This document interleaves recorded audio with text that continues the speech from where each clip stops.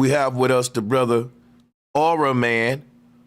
I hope I'm pronouncing his name right. Raji King, right? He's going to come in and he's going to give his own introduction. But he is familiar with everything we teach about in his community, all right, guys? And he has worked with none other than Santos Bonacci. Let me go ahead and put that out there, right?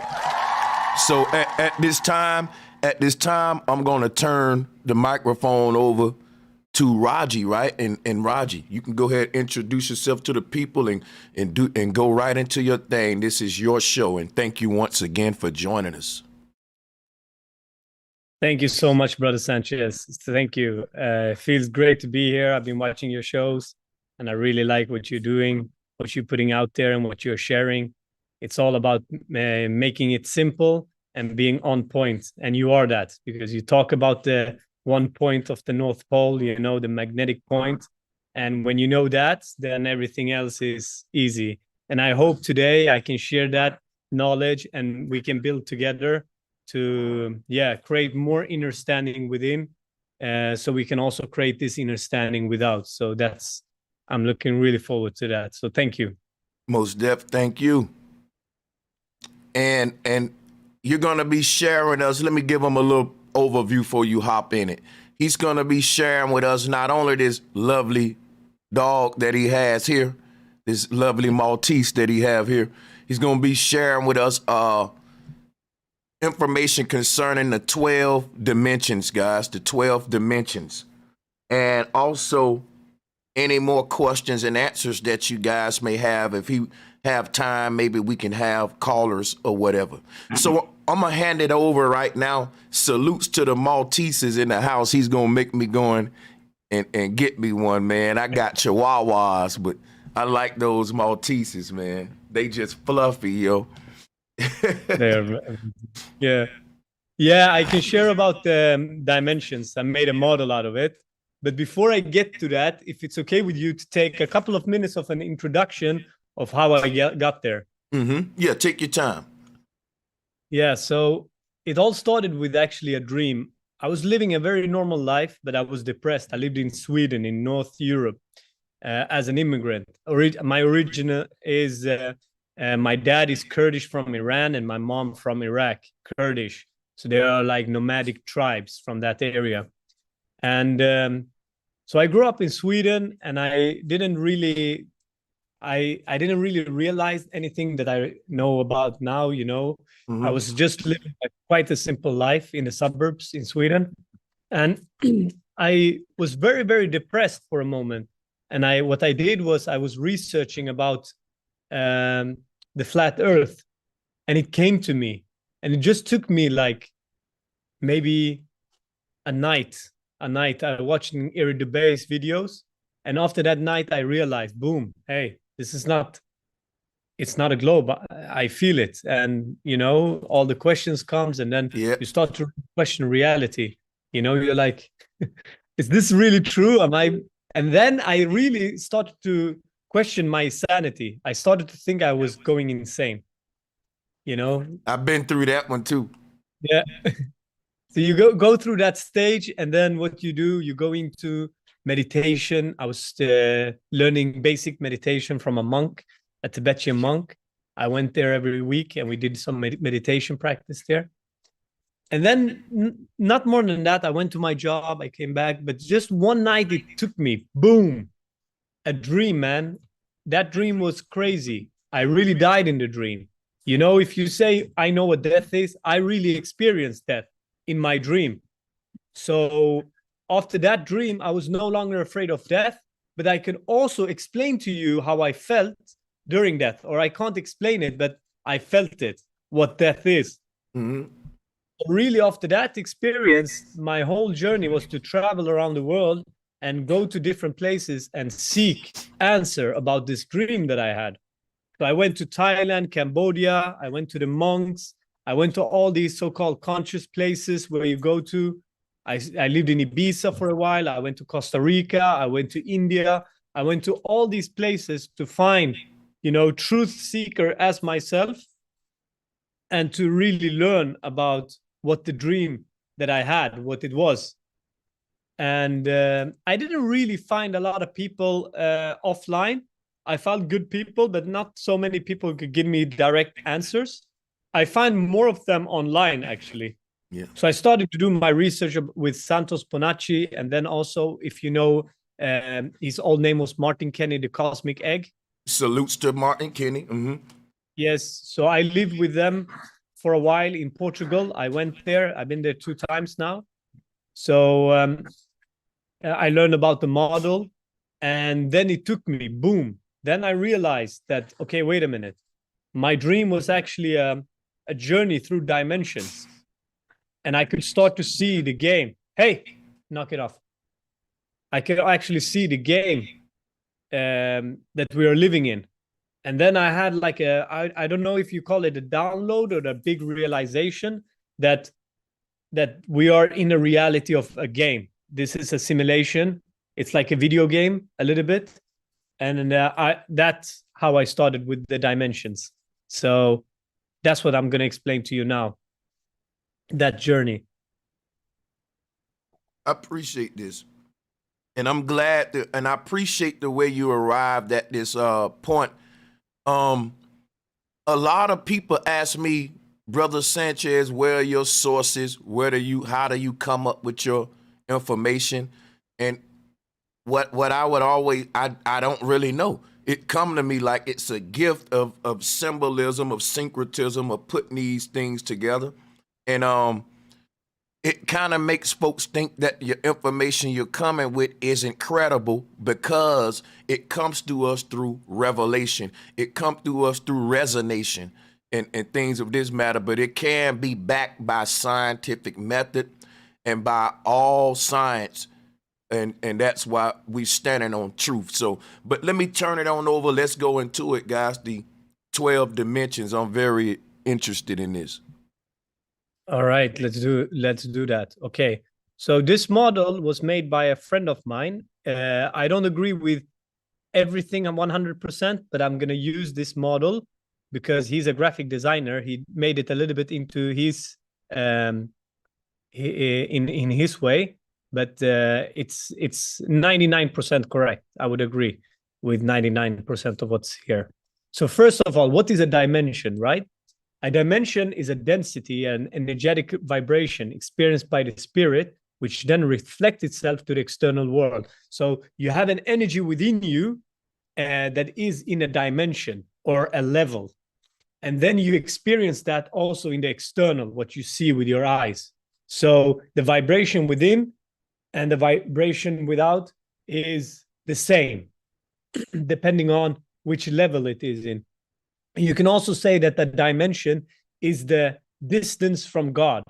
You talked about the source creator, you know, the light that created the 4 angles, right? That is, let's say that is the ultimate creator or the beginning of all matter, right? Then that is the dimension. But then from that, there is like a spiraling level into where we are today. So, for example, in science, they say that we come from the stars, right? That we were once stars. Okay, but if that's true, then that must mean that there is a chain between the stars and here, where we are right now in the 3D, right?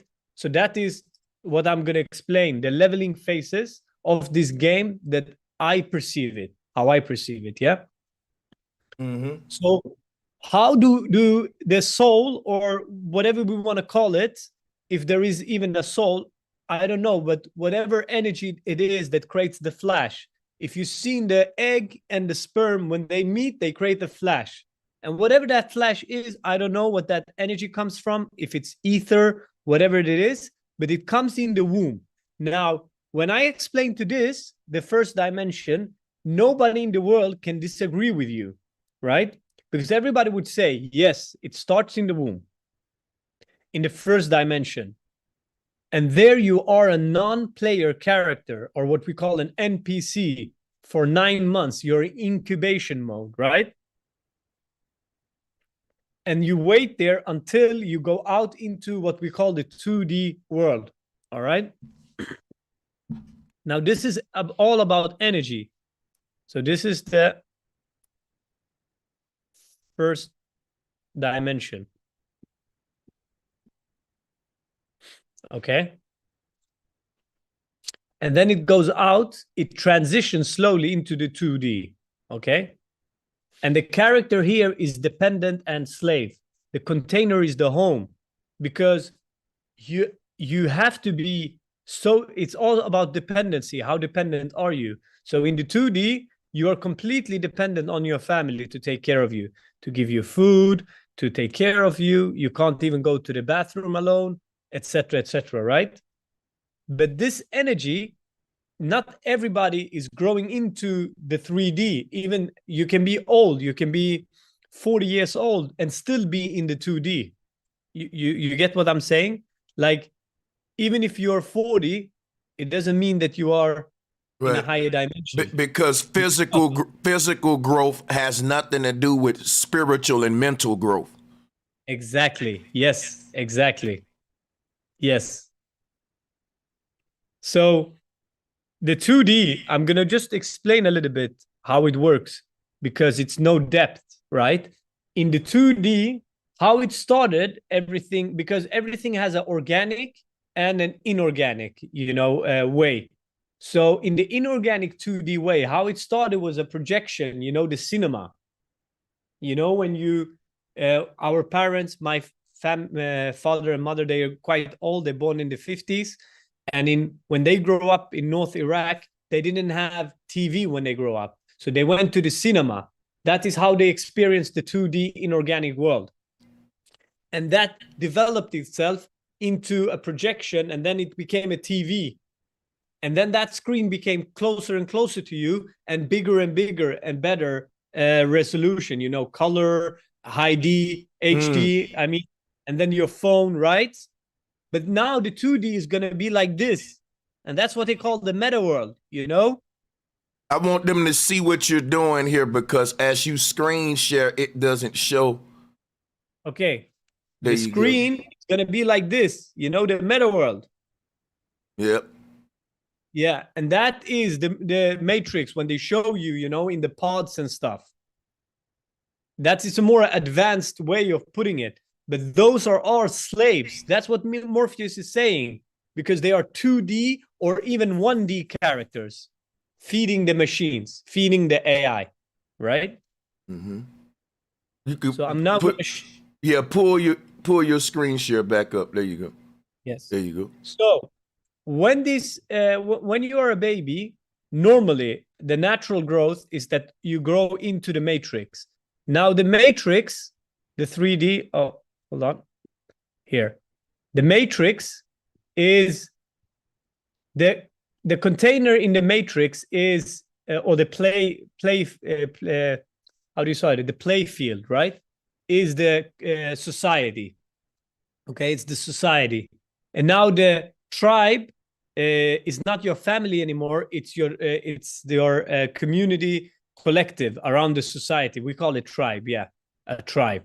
That's now your playground. And the 3D matrix it's not about good and bad. It's just a system in order for you to learn how to become independent. You're not fully independent here until you're 18, right? Also in the law, when you're 18, then you don't need your parents and your mom anymore. You can take care of yourself. And that is basically the 3D container. So this, because you are not free yet, this is what we call the realm of Hades. Hades realm, the realm of the dead. Under supervision. Okay? Mm-hmm. And then, okay, the problem we have to the world right now is that people are stuck in the 3D and 2D. They're stuck there. And they want to express themselves that the problem is some people, some evil forces that have created this container. But in fact, it's all about ourselves. It's because we are not vibrating high enough so we can go into what we call here, because this is where we want to be right now. We want to be in the 4D container, because here the character in the 3D is the people, okay? So you have NPC, slave, and people, 1, 2, 3, right? But in the 4D, now we are going into the royalty, the self-rule. Now we are going into sovereignty. This is how you exit the matrix. You're going into the 4D reality, okay? And this is individuals who completed the 3D game, basically, and they can live as sovereigns. And we have individuals in this world right now who are living in the 4D reality. So, yes. And this is when you start to realize that you are alive, right? This is admiralty law and all of these things that are not necessarily bad. It's just for you to know how it works so you can break free from the matrix. And normally it should be when you're 18, around there. You should go into 4D. But because of the food, you know, we are eating and all that, you know, I'm following Dr. Sebi's food. I know you know about Dr. Sebi, but that's because that's what the cells really need. And that is what accelerates you into the higher dimensions. Okay. Mm-hmm. And the 4D is still in this earth. Okay. The 3D matrix, we know New York, all of these places, right? The 4D are more the places like 4D containers can be like Hawaii, Costa Rica, Ibiza, definitely. Here where I am right now, it's an island outside Spain. There are some places in the world that holds a 4D container. Okay. And then 5D. Now, 5D is what we call Eden. Okay. It's the land around this magnetic mountain you're talking about. Okay. And that's 5D. And that is the elves, the genies, right? Because if you look again, all these stories about, for example, Aladdin, right? Just look at Aladdin, for example. What is Aladdin? Well, Aladdin, he's stuck in the matrix. He's stuck in society as a slave or as a very poor young man, right? But then what does he do? He goes into the cave of wonder. He faces his fears and he freed the genie. He freed the 5D being. And then the 5D being helps him to become the sultan, or he helps him become the 4D. Okay. And when Aladdin becomes 4D, what does he do? He then becomes a speaker on behalf of the people, because that is what a 4D quantum being is. Okay. A 4D quantum being is one who brings the information from the 5D translated into 3D language. Okay. That's why you hear always this story about Solomon, because he was the great king who could control the genies, the 5D. Okay. So that is how this game works. A king, what is a king? A king is somebody who can translate and speak to the people and give them codes to activate. And so they can themselves become a king. That is a real king. That was Jesus. That was Solomon. That was all these characters that you read about. I don't know if that makes sense. Yeah, I'm tracking with you. Because even when I hear 12 dimensions, I even hear like I'm thinking 12 disciples in my head. But yeah, I'm listening. Yes. I'm tracking. Yes, because the 13, I'm going to explain to you why there are 12. Because it's also 12 imams, right, in Islam. It's also the Zeus and his 12 Olympiads, right? So I'm going to explain to you the 12s. Yeah, what it is. 6th dimension, there you have the Garden of Eden, okay? There is a YouTube clip in YouTube. Is it okay if I share that clip with you just for 2 minutes? Oh yeah, do whatever you want to do. Okay. This is awesome. Yes. Because this is Bible Project. They are Christians themselves. And they talk about Eden in this. Tells these humans to work and to in this they talk about the tabernacle and the Eden. Wait. Okay, let's see here. represent God in his holy space. And that holy space is a garden in a land called Eden. Yes, and the story is designed to show that Eden is the reality that the later tabernacle symbolized and pointed back to. For example, look close at the descriptions of Eden. There's the larger region on the land that's called Eden, but then within Eden, God plants a garden. And then in the center of that garden, God plants the tree of life. The design of Eden matches the tabernacle design.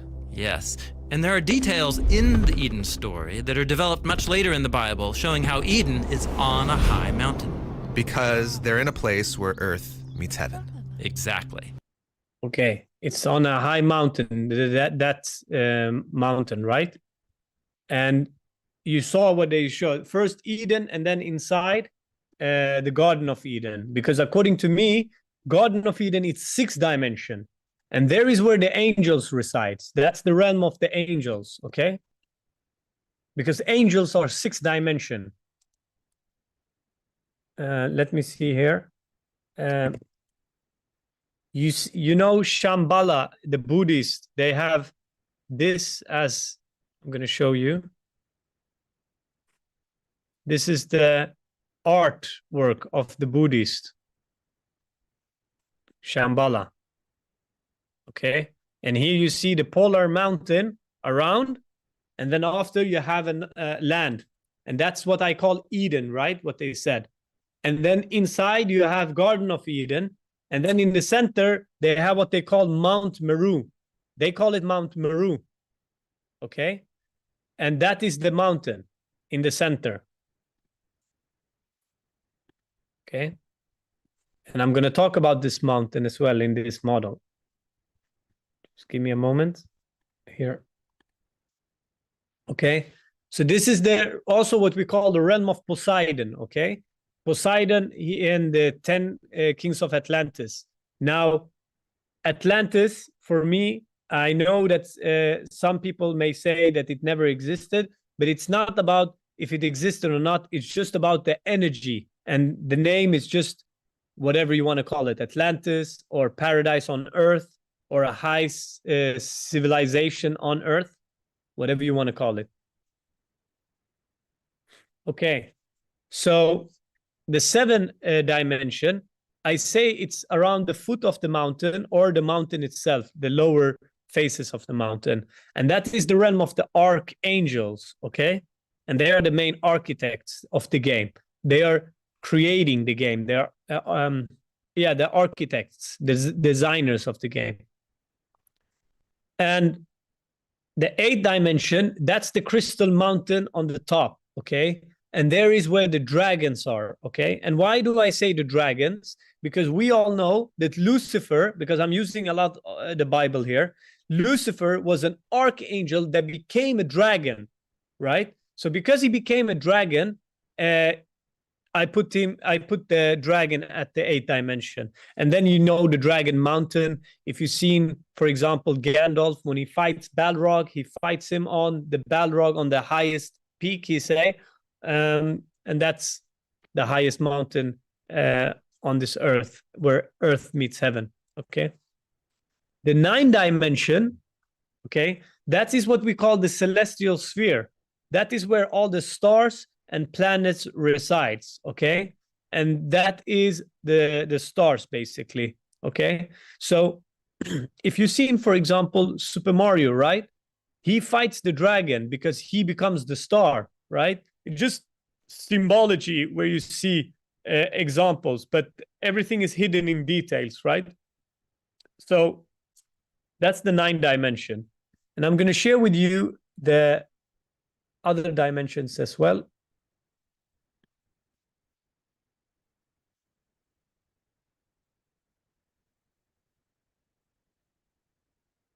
Here.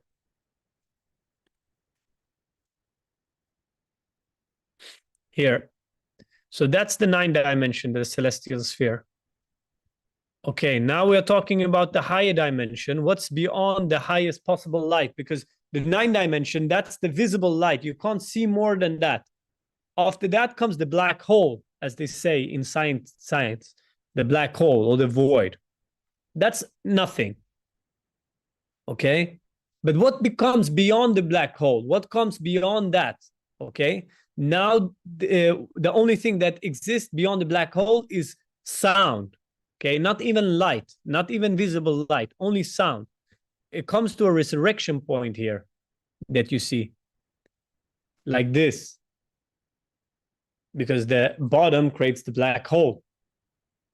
And then this, that's the light sound of the 12th dimension. That's the light on the 12th. That's the capstone, you see? And the 13th dimension, it's... Are you pointing Yes. at, are you pointing at anything? Okay, yeah, I see your mouse pointer now. There you go. Okay, yeah. Yes. Because here is the top of the pyramid, right? And the top of the pyramid is the 13. Now the 13 is the Iron Cross, because if you take 4 of these pyramid on the 4th side, so 1, 2, 3, 4, you get the Iron Cross. Have you seen the Iron Cross, brother? Yes, I have. Yes, so if you take the pyramid on 4 sides, it becomes the Iron Cross. And that's the 13th dimension, because that light sound goes here into our system. If you've seen Martin Kenny, that's our system. But there are more systems. There are 12 zodiac signs in our system. We are the 13. So there are 12 other systems. So that 13 goes into 4 systems. 1 up, 4 directions, you see? And creating their own celestial sphere, their own mountains. Okay? So that's God, 13. So this is what I made. I made also here easier explanation. This is an older version. Very simple. 1, 2, 3. Here, 1, 2, 3. 1, 2, 3. And here, 1, 2, 3. You know the song, Twinkle, Twinkle, Little Star, how I wonder what you are, up above and so high, like a diamond in the sky. Or Rihanna, shine bright like a diamond in the sky. It's diamond. This is the diamond in the sky. And in other words, like we say, micro and macro, because we are a tetrahedron just like this. And then this would be like we're inside of what we are, a bigger form of it on a fractal code level. Like this diamond is the Sarah cosmology, and it's also this whole tetrahedron, this Merkaba, as we say, but yeah. Yes, the Merkaba, yes. Exactly. That's it, brother. And also the Sims. Have you played that video game? There is a video game called Sims. Yeah, I like that one. They have that octahedron above their head. Yep. You see? Yeah. And this system also have that octahedron above its head. And that is how we connect, because the chakra point is here, right? And above we have another chakra like here. And that's our connection to the source. That's the antenna. And it makes me think of like all of the gods with the cup on top of their head. That cup on top of their head, that's an opening called the crown chakra. And when our mind leaves the body, it literally beams up through that opening and leaves this earth through an opening above our. If I can show a picture of it, I will in a minute. But there's a black hole. I'm going to show it right now. I'm going to go ahead and screen share. Because this is very interesting, man. And I want to show you. So this is called a wormhole. This is how you time travel. This is how you bend time. Yes. And this is how you get from one dimension to another dimension. In this case, what Raj is teaching is that just say that our earth is down here. This is our earth right here at the bottom. We ain't gonna even focus on the top one, right? Let's just focus on this bottom one. What this is, what I'm looking at the bottom, this is our, and now I got to pull up some screen shares, so just bear with me. but I'm loving the build. Get the likes up, shares up, hit the donate button. And guys, here is our ripple effect universe, what they're calling the solar system. Yes. And in the middle, this thing is actually, as we go toward the center, we're raising in elevation. And as we go away from the center, we are descending. So let me give you another slide here to help picture that in the mind. My slow computer, every time I load this folder up, it makes me wait about 30 seconds. But we about to go real deep, guys. Make sure you sharing this everywhere. All right, it's taking a minute to open this thing. Here we go. All right, so we are raising in elevation as we go toward the center. All of these realms, like Plato got right here, is like a fountain system. You know how the top fountain, the water come from the top one and it flows all the way downhill. So yeah. And so That's it. and when, Concentric circles. and so that's why when I show Plato's Atlantis, I want to go here. This is what the earth is. We're inside of this little, we're in this triangle. And that's why I'm showing, like, as we leave our body, our mind basically goes up this beanstalk and out into a whole nother world up here. And this world up here is cupped and has another cup sandwiches in it. And when you leave it, you go up again and you keep going up and up and up. It's just an endless, what they call an infinity hotel or the stairway to heaven. Heaven is not a destination. It's an endless journey of perfection up this stairway. So this here go on and on and on with these cups just connecting each other and from one world ascending to the next and next. I just wanted to show that. It shows why these different gods have a cup on their head, like the Nefertiti hat and all that. And basically what that is that cup that I'm showing you, that represents Polaris, the way out of here. But this is all, the North Pole Star. Yeah. So, you know, when we look at this electromagnetic energy field, we can see that above the head. Let me go ahead and then I'm going to fall back. See, and here it is right here. Right at the top. And see, when the mind leaves the body, it goes out of this hole here. And what this whole bubble around the body, that's a whole nother foundation for a whole nother system above us. So it's all, you know, I don't want to hog the mic too long because it's not my show, but the word pineal is two words. I did some etymology, Raj. It's pen the eel. And the reason why I said pen the eel is because check it out, right? What our pineal gland is doing, right? It's like a cap. It is like it's the top of that caduceus staff that Moses be holding. Let me see if I can pull that up. This is what's going up our spinal cord. Right here, this the Kundalini energy. But what caps this serpent is wearing a crown, and what caps this is I'm about to get somewhere with it in a minute. Walk with me. See, this serpent is trying to leave the body. This green serpent that we see here, this is literally the light of the aurora borealis, the green. And they eat each of these streaks of light that we see in the sky, right? According to a lot of those ancestors that you was bringing up, Hindu and all them, they said the northern lights are their ancestors returning home. So each of these streaks, these are little snakes. The ancestors said that's a soul. That's a Nagini. That when they painted an Egyptian, watch this, right? In Egyptian, they painted Asa. They painted him green. They painted Asa green because the aliens that's able to lead his world is our Kundalini, a streak. We're a streak of light.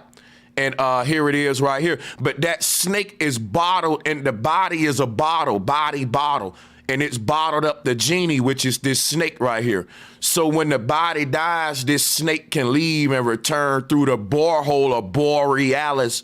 You know what I'm saying? But the whole thing is what's blocking that snake is the brain, which is capitalism. It's capping it in.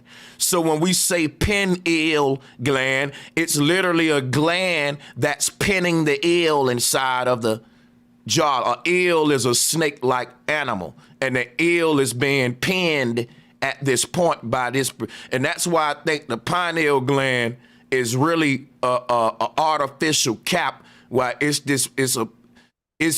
it's basically our body is what's trapping the soul into this dimension. But what the cap of this body would be right here. Like if you unscrew the top off of a drink, you release the gas. That's the Sprite energy of this fist. That's like what's happening here. But not to go too deep with this, just to show an example of why the snake is wrapped around the pole. Because that wormhole I showed you earlier, when that snake leaves the body, it spirals up this pole. It does like in the Garden of Eden. So that's how you get the barber pole as well. You know what I'm saying? But I'm gonna go ahead and yield the flow now. Yeah, beautifully, brother. Exactly like that. Exactly like that. I agree. But where do you think this hole is? Do you think that is in the North Pole, that it goes up? Yeah, I think that this white light that we see in what they're calling the pineal gland, that's the mind. But our mind is not located nowhere in this physical dimension with the body. That's the body and the brain. But the mind, right, it resides at the North Pole. But see, we never left the North Pole spiritually. What happens is when they say we fell from Eden, from the North Pole, what happened was it's like falling asleep and going to a dream. And like the North Pole would be the version of you that's at home in the bed slobbing on a pillow. And the version of you that's in hell is the one that's held inside of that body. Like we said, our body is capping our soul inside of it. Our body is really trapping the soul. And that would be like if your body, Raj, was in the bed, sleep, you snoring, but you was dreaming, right? You could not make it out of that dream until somebody wake up your sleeping body in this other world. So your mind would literally be trapped inside of your sleeping body, and it couldn't make it out of that simulation, that dream, until somebody smack your sleeping body that in this dimension and pull you out of there. So we're basically sleep in another dimension, and we're projecting ourselves out of that dimension into this body, which is a dream avatar. And death in this world is to wake up in our real bed and eaten as sleeping giants, per se, in so many words. Yeah. Okay, so let me come and add to what you're saying about the dreams. So what would happen, brother, if I go and dream now, and I can really feel that dream becomes even more real than this reality? Okay. And then I go into my dream and I can do all kind of crazy things, like I can fly, I can do like Neo in the Matrix, Yeah. And then I start to see that I'm living two worlds. I'm still here, but also there. And slowly, I start to forget more and more about this world. And my dreams, I start to remember more and more. So they shift. What if reality is like that? That in the future, some of us are going to be in meditation. Yeah, in meditation in this world all day long. Maybe we're awake 1 or 2 hours a day. And then the rest of it, we are in that other dimension, that other reality, meaning that reality is going inside out. I think for some, not everyone, but for some, that could be a reality, that they become the dreamers. Yo, and you know what? You know what you just made me think of? It's like instead of they become the dreamers, they become like in a state of a lucid dream. They become these lucid dreamers to where it's like whenever we're dreaming and we realize that we're dreaming, but we don't wake up, that reality is more realer than this one. And in fact, when we do wake up, we be sad, like, wow, like, why couldn't I just stay?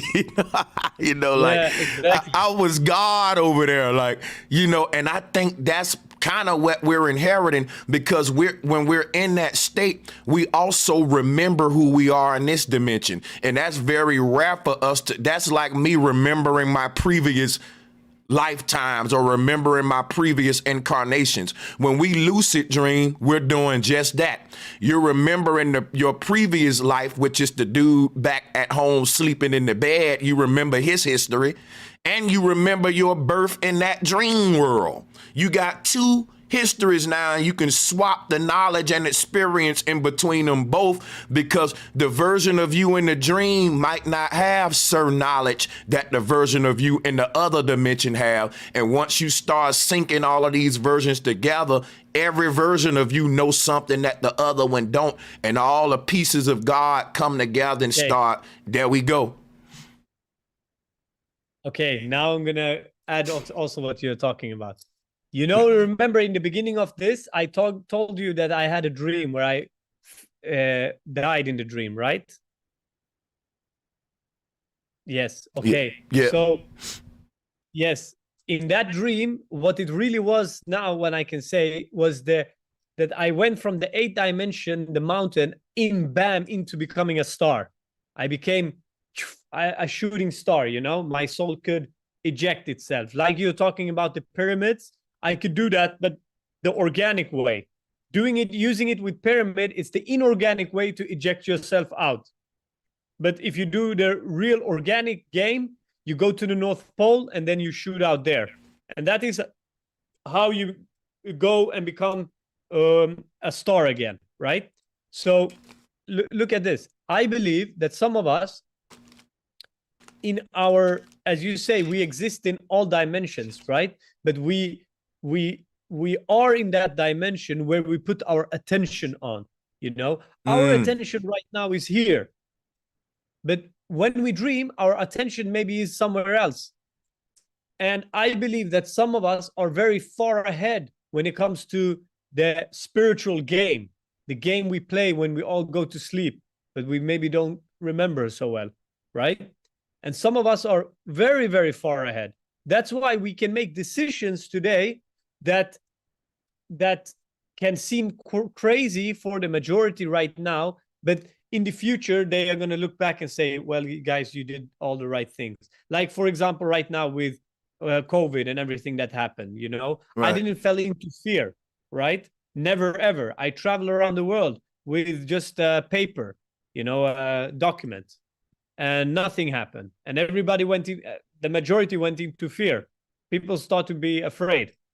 And now we see that it was that we are able to do this because we've been so far ahead in that other game, you know, in the spiritual game, in the higher dimensions. And now we're just bringing the information down here to the 3D. And some people are resonating with it. And they are the players who also are high level in the game, you know. So the main players, you know. So one more thing why I'm sharing with that, because, you know, the pyramid, you can't destroy the pyramid, meaning you can't destroy the system. Everybody's talking about, yeah, let's bring down the matrix and everything. No, the matrix is perfect. It's containing those people that are on that level, you know, and it's everybody can decide if they want to do that. Everybody can decide to listen to Dr. CB. When he talks, when Dr. CB talks, then you better listen to what he is saying, because he is bringing the information that makes sense, and he's bringing the information that brings you closer to God, meaning higher dimension. It leaves you from the matrix. It leaves you from slavery. It leaves you from dependency. But the majority of the people are not so interested in it because they can't really get it yet. But the more people we are right now, I'm seeing it, the more the time goes, the more and more we are going to grow. And the more people are going to see that actually the missing capstone, I just want to share that, brother, is us. Meaning what? You can't destroy the pyramid, but what you can do is take away the capstone, as they did.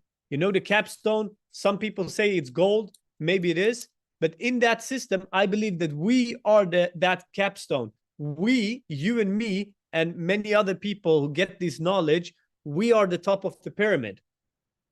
But because we have been taken out from that, there is nobody on the top, meaning there is nobody on there who can explain how things works.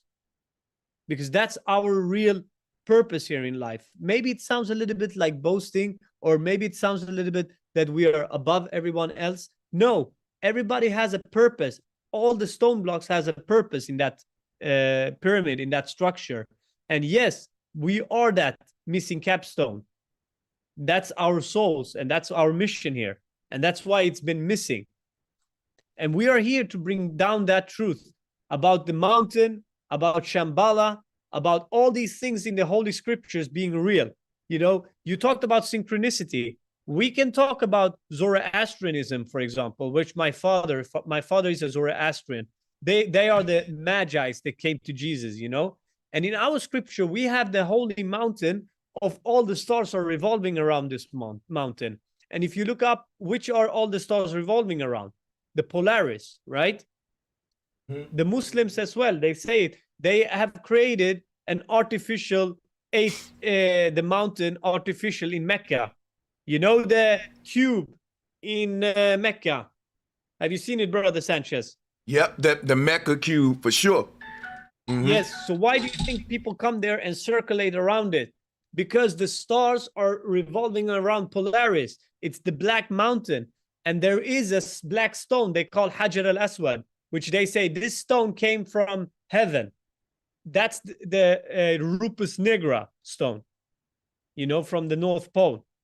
So they have just created an artificial, a man-made central point, when the true central point is the North Pole. And these are the knowledge that is the missing capstone. It is what's going to complete. So yes. I did. I'm sorry, I'm talking with my mic low. I was writing on the board, taking notes. A lot of ideas coming to mind with this conversation here. Yeah. What I wanted to ask you was about this Eden state, right? So could you go more into the land, these what they call Hyperborea, this ultimate, this even the Hindus say it's this, I think they do call it Shambhala, or everybody got this concept. The Norse call it Asgard. What is it like there? What are we are these particular beings that's there. We just haven't risen to our higher self, as they call it, correct? Could you go into that some more? Yes, absolutely. So the 5D, for example, the society in 5D is exactly what many people talk about, like no money. They don't need any money there. And you don't need to worry because everything is fully aligned with the technology as well. It's on a high vibration.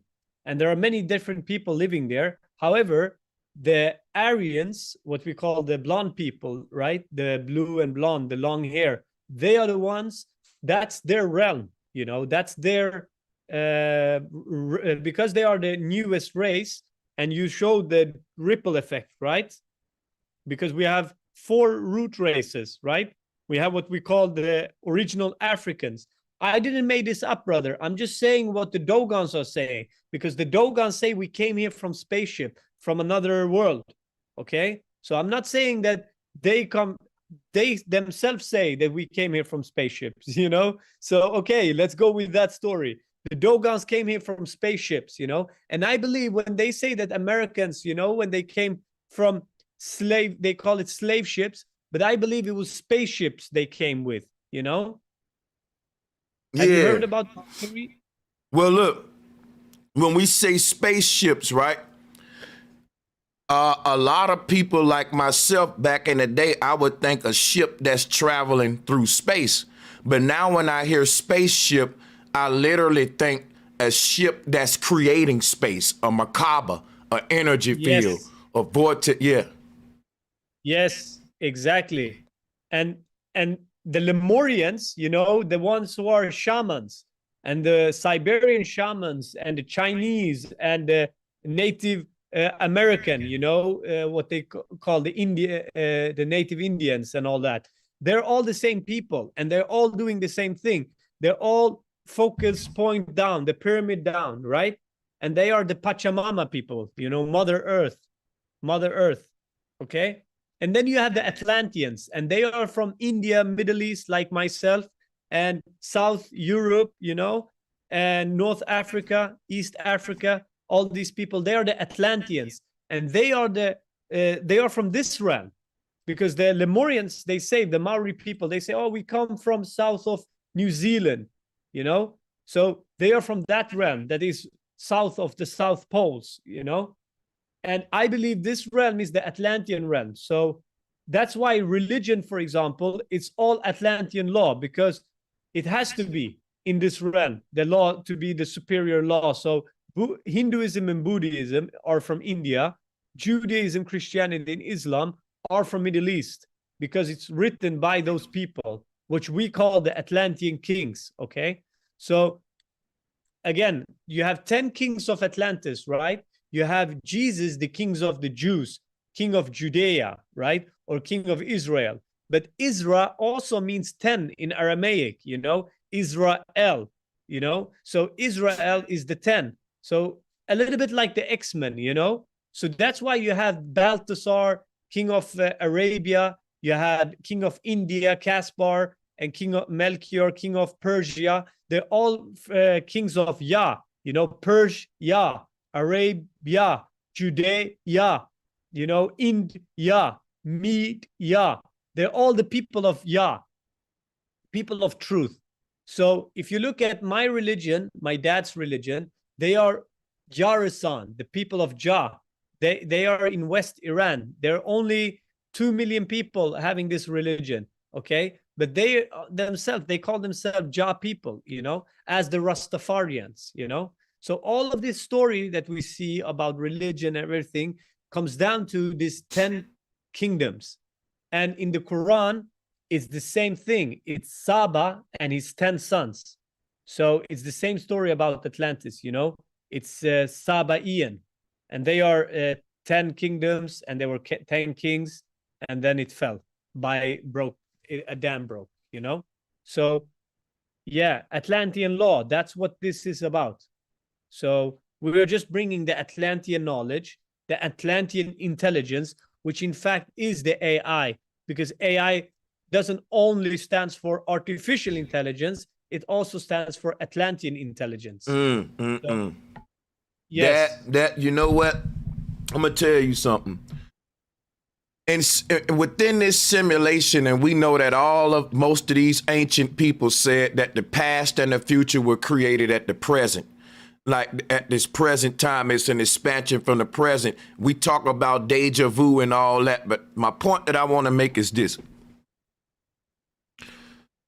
The most advanced technology that a people can evolve to in their time is still primitive when you get outside of this earth.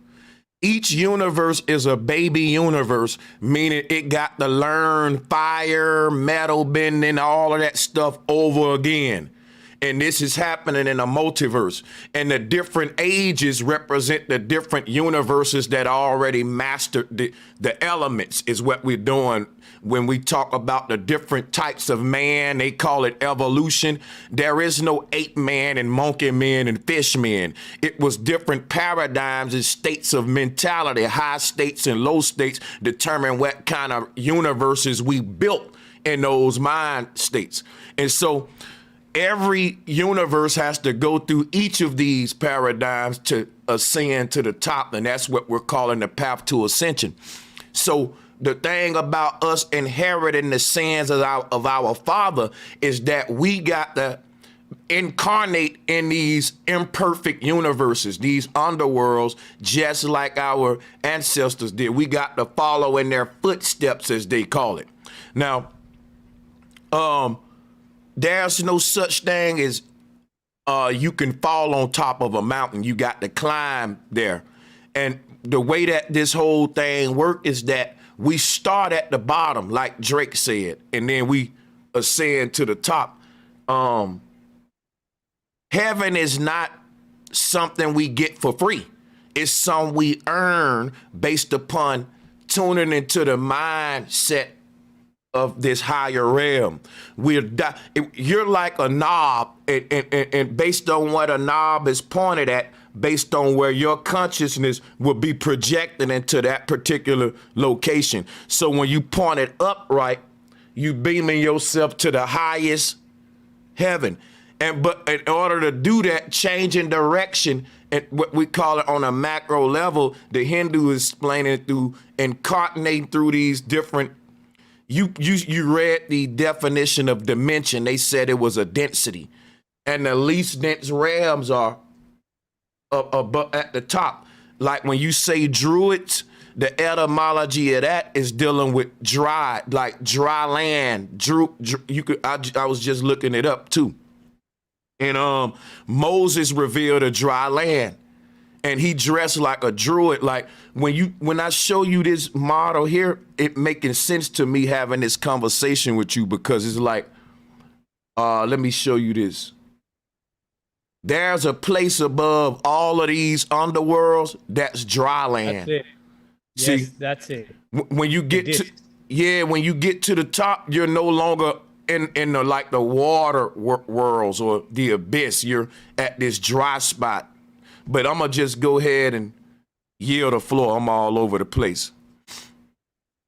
Hey, brother, exactly like that. Exactly like that. But just to answer your question, because you asked me before about Eden, you know, what I think it is. I believe the blonde people is there. That's their realm, okay? So we hear a lot of programming, you know, about white people and white folks and all of that, maybe in America. But I'm just saying this. They are the newest race, and because they are the newest race, they are also very advanced when it comes to technology, and they are the ones closest to the center right now. Before that, the Atlanteans was there. And the Africans, that's why I think also they call them the Aboriginal in Australia, because I think they are the originals, okay? So it's just about the ripple effect going out from the center, and for each cycle, there is a new race coming, and they are being created through the center, you know? So yeah, what I want to say with that is, if you look at the Vikings, for example, because I shared you about the story, the Dogons say we come from spaceship. The Lemurians say we came from South Pole. And the Atlanteans, you never hear any Atlanteans saying we come from somewhere else. All the Atlanteans say we come from here. But the blonde people, the Viking story, and it's the same thing there. They had the Yggdrasil tree, the tree of life. You talked about the Aurora Borealis. They call it the Bifrost Bridge, okay? And the Bifrost Bridge is the bridge between the humans and the gods. That's their interpretations, you know? And also recently they found a graveyard, a boat graveyard in Sweden, where the sign Allah and Ali was on these graveyards in Sweden, you know, and that means that Islam was all the way up there. They have some kind of connection with each other. But what I want to say with the Vikings is they say we come from Valhalla, you know, they come from paradise. And I believe so. I believe also they come from paradise. So it's just that, brother. It's just about going back there, because we want to go to the center. You know, some people, they are going to go outside the rim. That's what Elon Musk and they are doing. That's why he's creating all these space programs, because they are going to Mars. And that's the Lemurian realm. Because Mars, when they say we're going to go to Mars, they're going to go where Mars is the sun and Venus is the moon. Yeah. Yes. See, they're traveling in the wrong direction. They are traveling outside. They're going, and see, outer is down, inner is up. Exactly. And we are going in, brother, because we are lifting our vibration. They are decreasing their vibration, you know? They are the inorganic ones. They are not going to be able to hold the frequency because it gets too high for them right now.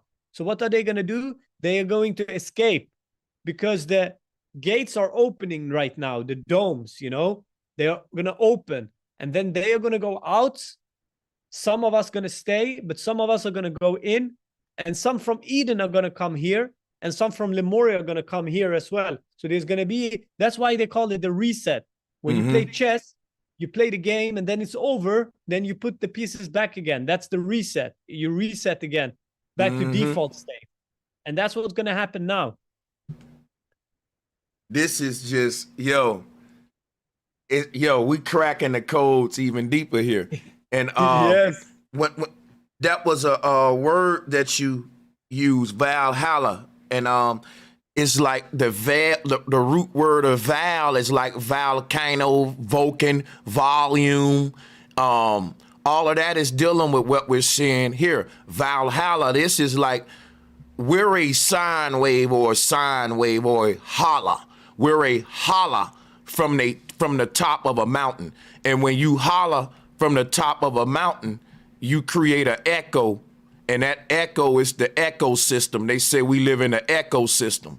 So what I'm saying is, if you look at this whole system, if you think about what an echo is doing, right?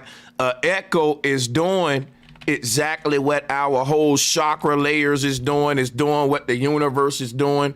What's happening is it's starting at a high central point, and then it's descending to a low outer point. And that's what these chakra layers are doing around the body. And the high point is the version of you that's at the top of the mountain. That's the original copy. If I go on top of a mountain, I say, hey, that first A, that's the real one. Everything after that one is, hey, them the fake copies. And so the real true self is at the top of this mountain. That's the one that said, that said, hey, that's the one that said it first. Everything after him is a fake copy and a ripple effect going down the mountain. Yeah.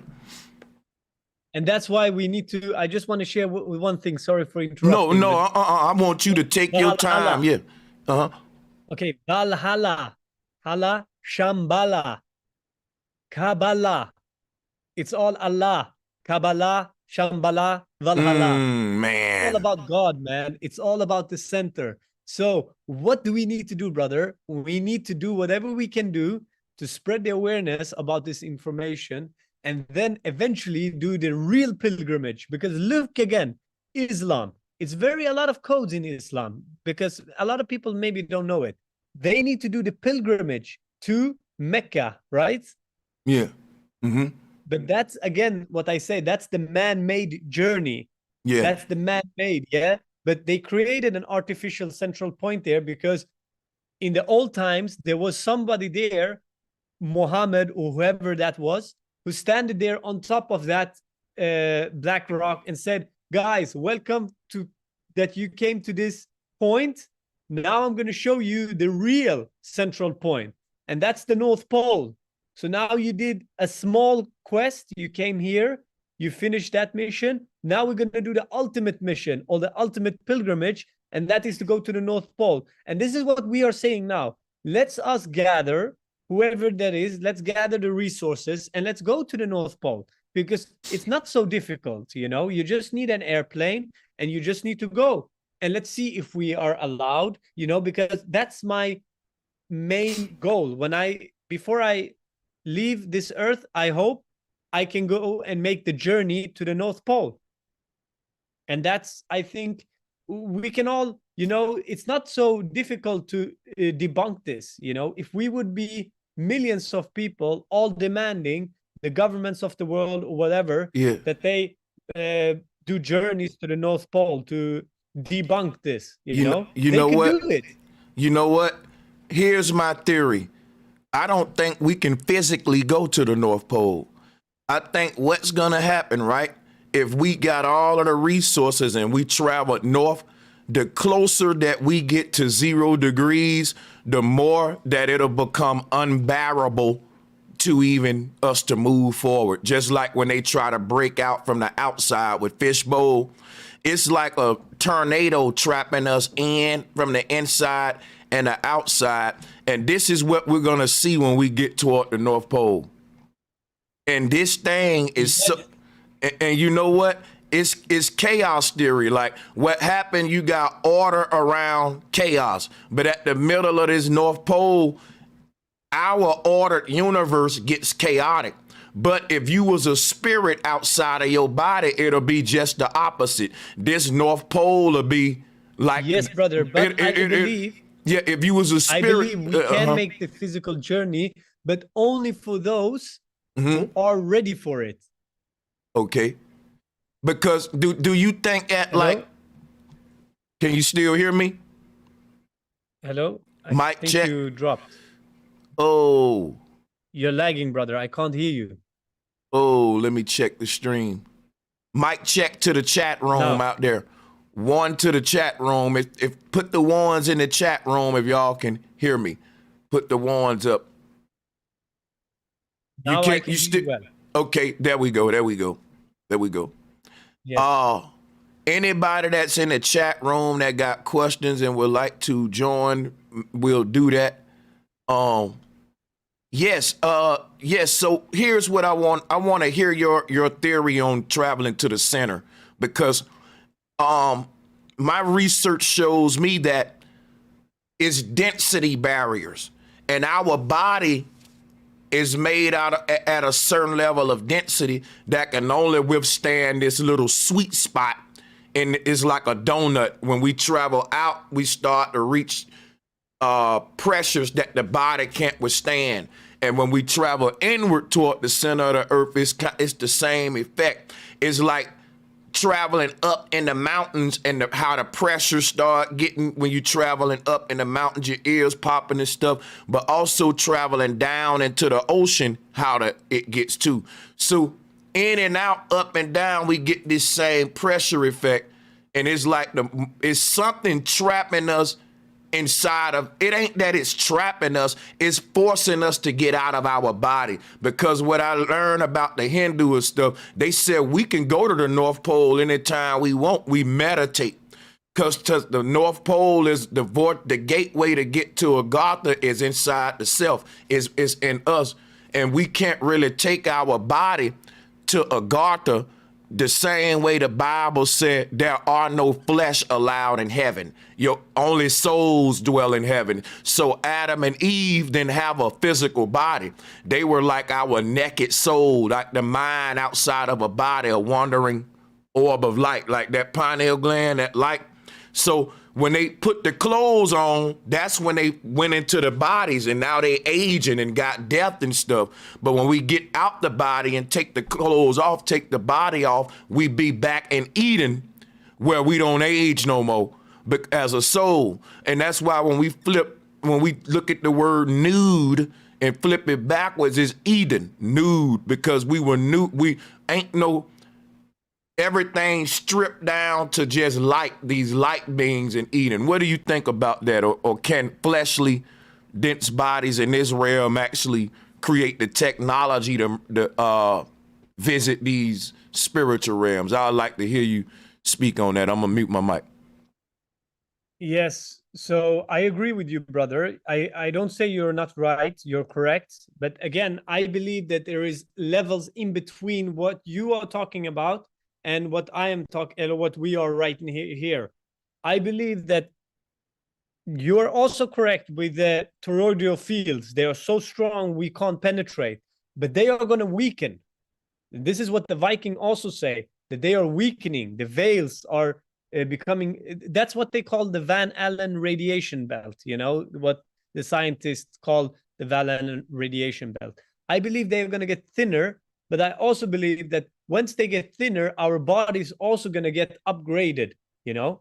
And when it's upgraded, our carbon-based body is going to become a crystalline being, right? And when it becomes a crystalline being, we become more like bluish. That's why the avatar in the movie, they are blue. That's why the genie in Aladdin is blue. That's why all these Krishna, you talk about Hinduism, all these avatars in Hinduism, they're all blue.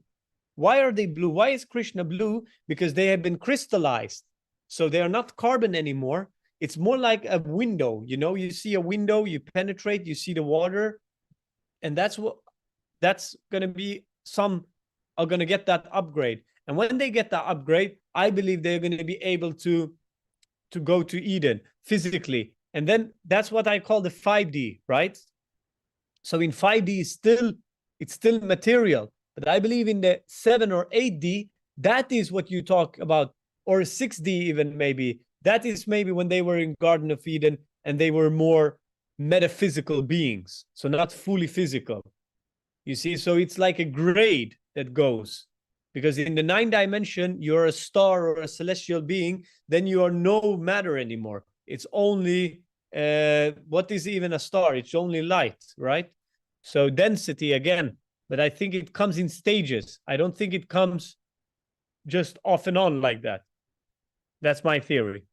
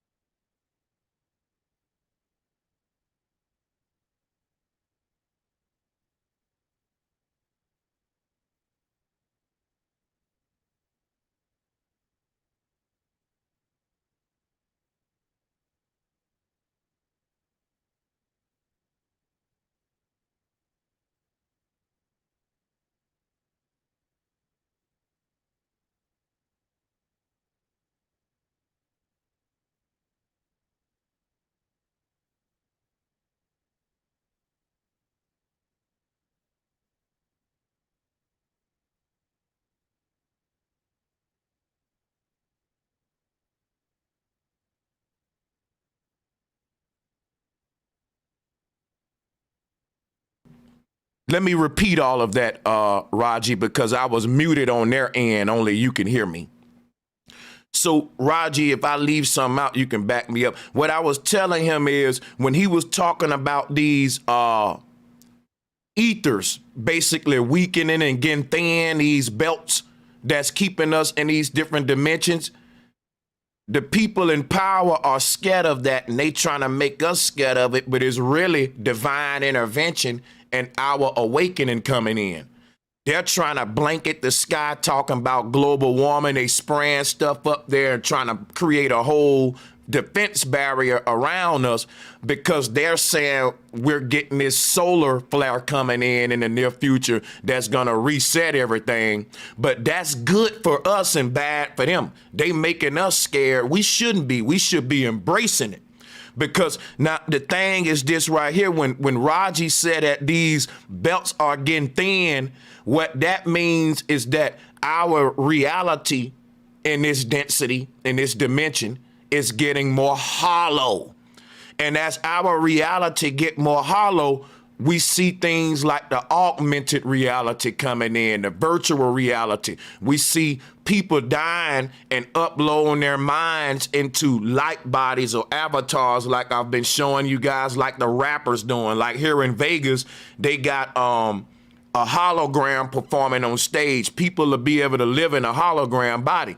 So basically the nature of this dense universe we're in now, it's fading away. And what's coming into this realm is a less dense version of this same universe. And we got to cross over from this universe to that universe, or we will fall under versus move forward. But what's going on is this right here. Everything in this universe got to get hollow and lighten itself out, even the evil people. Which is why all of the technology that they create is more sleeker, is more lighter, and it's dealing with more so of like it's interdimensional because it's less physical than all of the technology we've been using. We're getting into holographic technologies and electromagnetic things are getting less dense in this realm. We're transitioning because this whole universe is transitioning based upon what you're saying. When these belts get thin, the nature of the density in these universes, it gets more hollow. And this is how we experience that transformation. Everything got to be reset, all of our technology and all of that, because look at it this way. If we are fishermen and we develop all our fishing technology to be used in deep water fishing, and because we know in deep water fishing, you need some strong equipment is specifically made to fish in dense water. But let's say those waters that you've been fishing in, they ain't dense no more. All of a sudden, them waters changing. Everything in that ocean got to transform. All of those fish that's been living in a dense water, they got to transform their body because the water finna become, this water just all of a sudden is going to get less dense, right? Because of some sort of natural reasons. Either you transform or die. That's what's happening now. Even the fishermen, right? They won't even be able to catch those fish with the same technology because those fish ain't the same. Those fish are transforming now. The nature of the water has transformed. So now all the technology associated with that particular part of the ocean got to transform. Them fishermen can't use the same nets no more, the same fishing rods no more, the same bait no more. They can't even use the same boats no more. The water, it's a great reset. And we basically going through that in our time. And this is basically what we experiencing with the whole ether becoming more hollow. All of our technology got to become more hollow. Everything got to reset and move with that. I see what you're saying. Yes, and also what you're talking about with the upgrades, I believe, have you heard about this Japanese scientist, Masaru Emoto? I've heard of him, but I'm not familiar. You're going to have to, refreshing me. Yeah, I'm going to show you here. I'm going to share the screen. Okay. So this guy is a Japanese scientist, and he showed about how the molecular structure of water changes depending on intent. So he put notes with the text on the jar, and he said, like with compassion, when he wrote compassion, the structure froze like this. Thank you, wisdom. Yeah, yeah. I'm familiar. I'm familiar with this. Mm-hmm. So what would happen if the water within us becomes more like this, compassion, thank you, wisdom, and more like that? That's the upgrade, I believe, because water is memory. And when it does that like that, you are going to realign your DNA, because your DNA is your past information. For example, I start to remember a lot of things within my DNA because I know my ancestors. I know what they did, and what they were from. So because of that, because I was able to realign my DNA with the help of Dr. CB's knowledge, because that is the thing that brings the cells in realignment, and makes this structure like this. And then the water start to remember within you. And then you can start to bring that information out. And that's what we are doing, you and me, brother, because I know you also know about Dr. CB. I know also you know about the food and all of that. So because of that, we are able to resonate with this information because it's within us already. We come from there already. So if we look at our DNA all the way back, we will eventually know that we are stars, and that is what we are, and that's what some of us are remembering. That's why we can bring forth this information, because we have realigned the DNA. So what I want to say with that is, I think that is the upgrade, when the water molecular structure of the water is going to make these patterns, Most definitely, because when you think about it, if you go back to that chart, right, they had to give you heavy metal, which is heavy is something that's low. It's more dense. It's gonna weigh you down, so it's like, when you think about it, our entire earth started off in a chaotic state.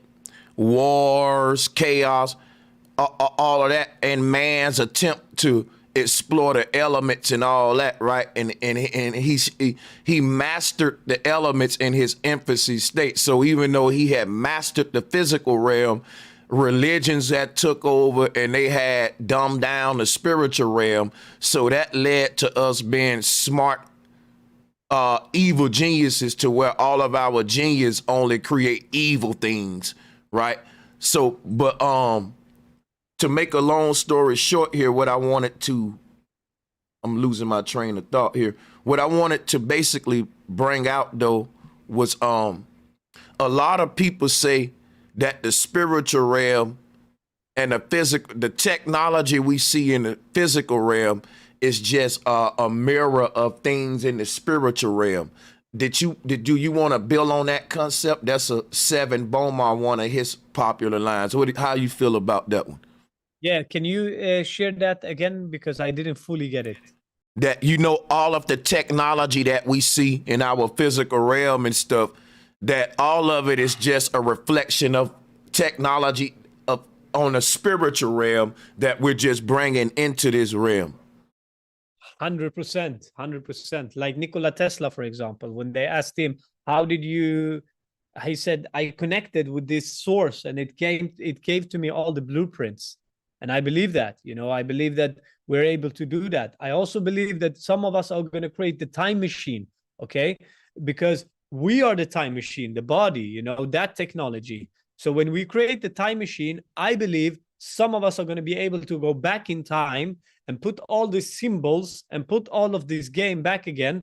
And then now when we are looking at the Freemasons, for example, right? Okay, if I show you Freemason symbology, and I am here very young and I didn't went to university or anything, but I can decode all of these Freemason symbology to you if you want, you know, to everyone.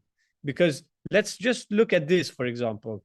But nobody can do it. I'm just honest. Like, I'm not saying nobody can do it. There is people who are doing it, but very, very few. Because we have that technology within us, you know, and I believe that we are the Freemasons. I believe that we are the Illuminati, but the organic Illuminati, meaning the enlightened ones, not the inorganic ones. I'm just going to share with you here, brother. Look at this, for example, Masons of California. Like, what is this? You see angels and you see a ladder under the pole, the star Polaris between the sun and the moon. It is exactly what we've been talking about, man. Yeah. This it's like, you know how the people in India, the Mesoamericans had a totem pole with the different, the Mesoamericans had this totem pole. Hello, brother. You can't hear me? Okay. I can't, you're lagging. I'm lagging again.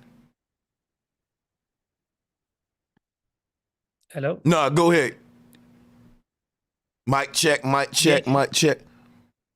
Or maybe it's my, now I hear you, yes. Yeah. I think it's my connection also, it's not so good. Well, I was saying that picture you showed remind me of those totem poles with the different deities stacked up on it in Mesoamerica and stuff, with the bird at the top. Yes, yes. Totem pole, yes. And it's like the consciousness got to ascend through these different versions of the self. All of those are a different mask that we're wearing in a different parallel universe or a netter. Yes. Yeah. Yes, I believe so. But what you're saying about the spiritual realm, that I believe that some are going to be able to bring new technology, the organic technology from the spiritual realm into this realm. Like, for example, the tribes in South America, they said that how to brew ayahuasca, for example, it came to them. But what if it will came to us on how to make other alchemy, you know, like other plants together, and maybe there's going to be even more things that is going to come now that is going to be bigger than ayahuasca. We don't know. All I'm saying is a lot of things I think is going to come, a lot of new things, and it's going to come through people opening up their crown chakra, and then all the information is going to come through. But these inorganic ones, I just want to share with you, when you said that the sun solar flares are becoming stronger, and for some they are going to get the upgrade, and for some they are not going to get the upgrade. Those who are not going to get the upgrade, they are the ones who we call the inorganic ones, okay? They are the ones who are injected themselves and chosen to inject themselves with the nanotechnology, you know? And when the solar flare happen, then they're going to get electrocuted, because that's what's happening with all the electricity. You know the Carrington event? Have you heard about this? Mm-hmm. I believe that before that, we know about Tartaria, where they had free energy and all of these things. I believe there was a reset happening, like the Carrington event.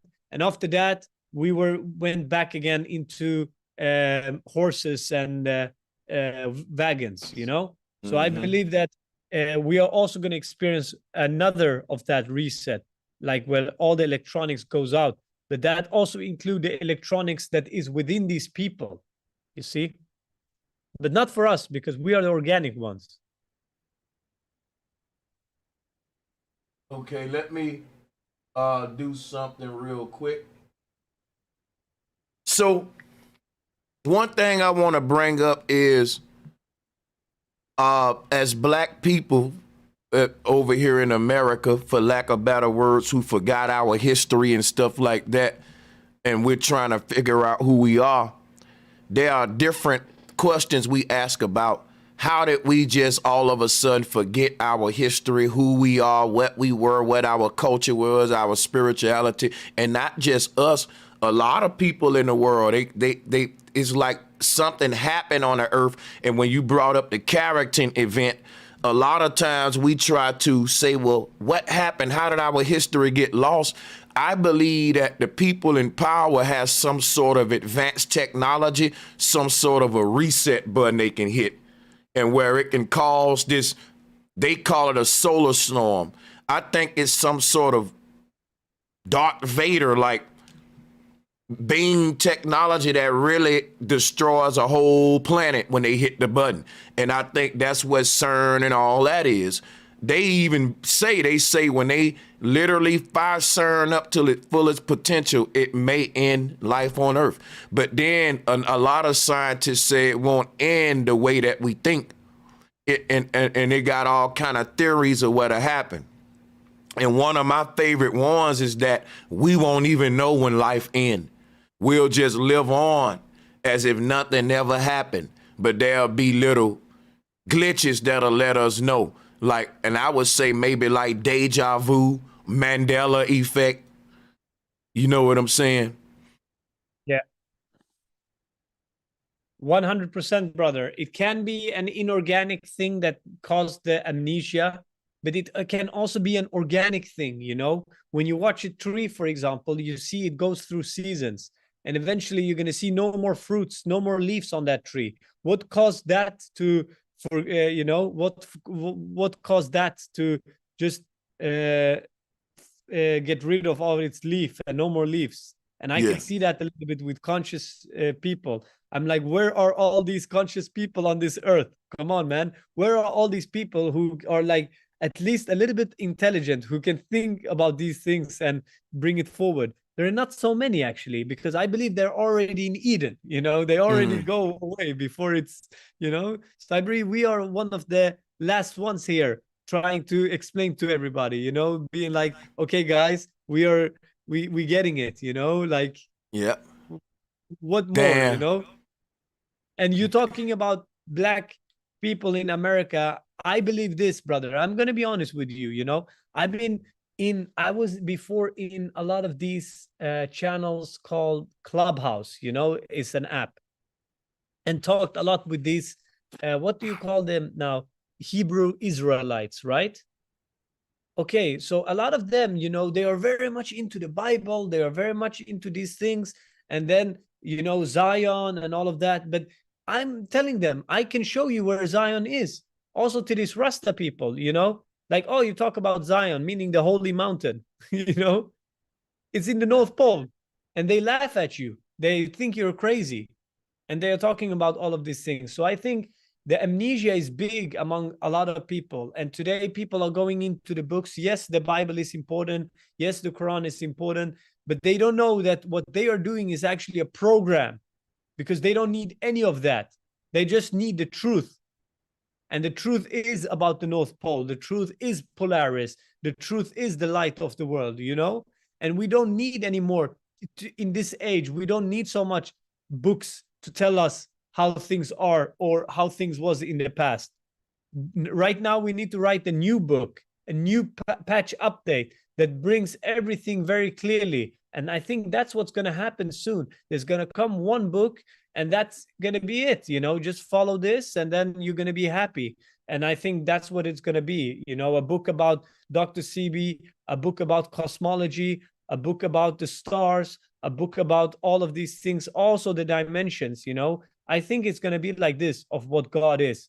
And that's going to unify all the people on earth, and nobody's no longer going to be part of any section, you know, or a sect, which means a section. Instead, we're going to be part of one big family. And I think that's really what it needs to go down to eventually.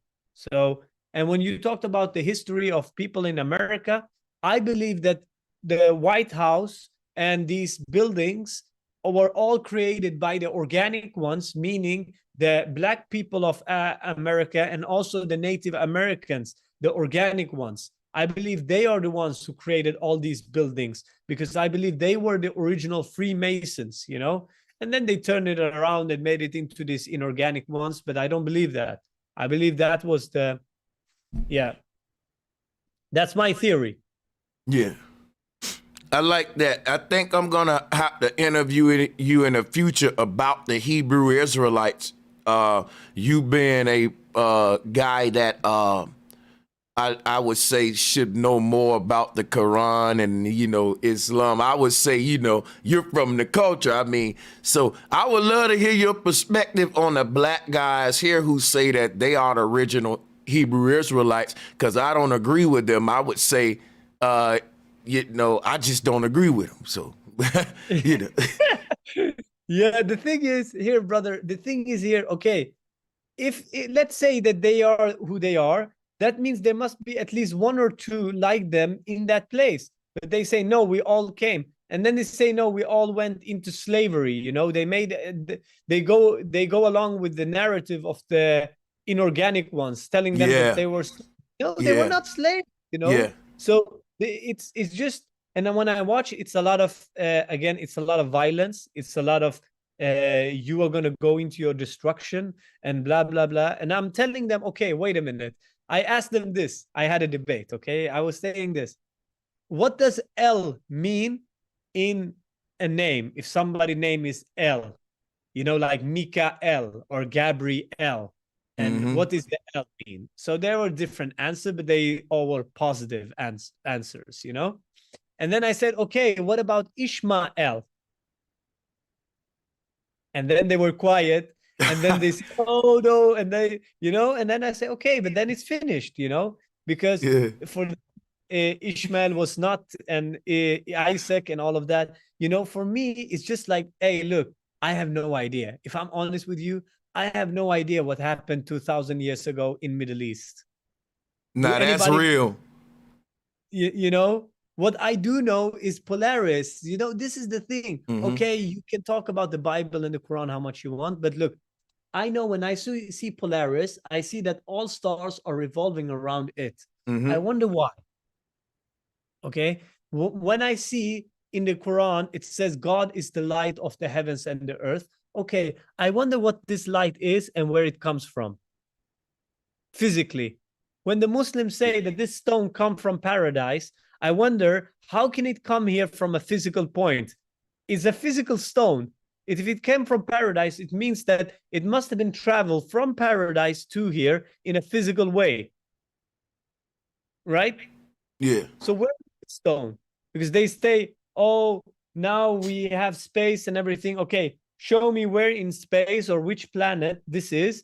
And if it's like that, then you mean that Islam believes that Adam and Eve maybe came here from another planet through a spaceship. It's not holding, you know, it's not holding. So all I'm saying is this is the information that is more important than arguing about old scripture and who is part of which people. I believe that Israelites, I believe they are a little bit, how to say, many of them, they are not really focusing on the point that matters. It's like a distraction. It's like they're distracting themselves into something that is just, yeah, it's just bringing them further away from what the main thing is. That's my opinion. And not only them, everybody that goes into a section of when it comes to religion and not syncretism. Yeah. And when you talked about this stone, that's the Ben stone. And I also can show you, hold on, I'm trying to find something now because these stones are all around the world and they shape like a pyramid. When you was talking about Polaris, at the top of that all-seeing eye that's capping that pyramid, that's to say that light represent the true light of the universe. And within that, hold on, let me screen share. Let me screen share, Raj, because we doing a good job, and I want to keep this bill going. Yes. With let me see. You can see this because I'm finna build on something you said. So let me go to my cosmology folder. Let's pull up the Ben stone because you said. Can you go into that stone? Because look, they said Jesus was a rock. Now you see the face of the Pharaoh in this stone. We can see that is a man and woman in that stone. And what I'm saying is that this stone, these stones represent the knowledge of our universe and where we really come from. Because everybody want to know where it started, but the Ben stone is a triangle. And what this show you is that our whole universe is basically projected down from Polaris. You said Polaris, right? Polaris, yes. Polaris is the top light, the most high, the light. And see, that's the source of all the light. And like the Quran said, it calls it a canopy, the firmament. The canopy opens up, which is the light being projected. Boom, and then everybody is projected down here on the circle of the earth. This is the circle of the earth. And we all projected into its holographic universe, just like this.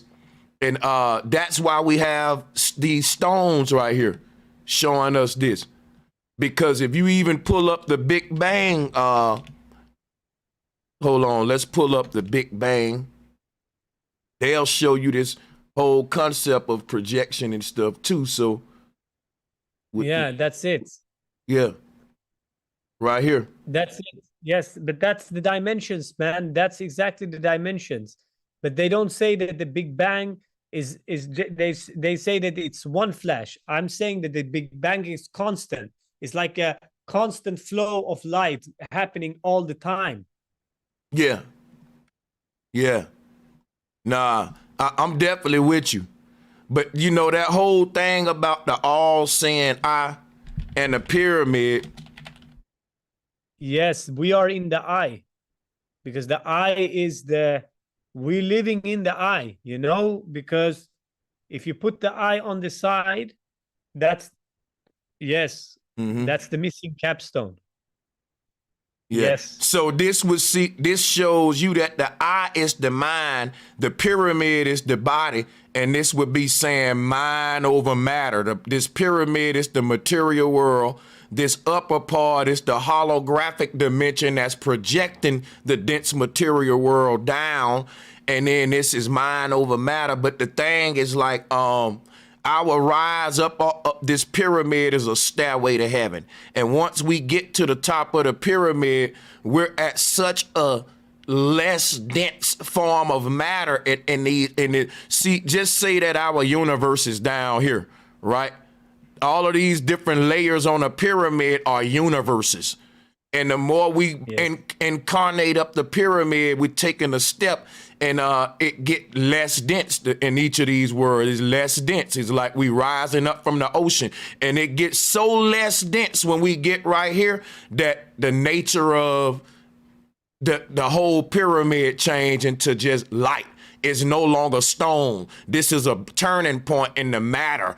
Where right here is when we rise up. We get so light, we become like helium, And it's like, this is why the pyramid is shooting out a light beam, because it's launching out souls that risen up. Yeah.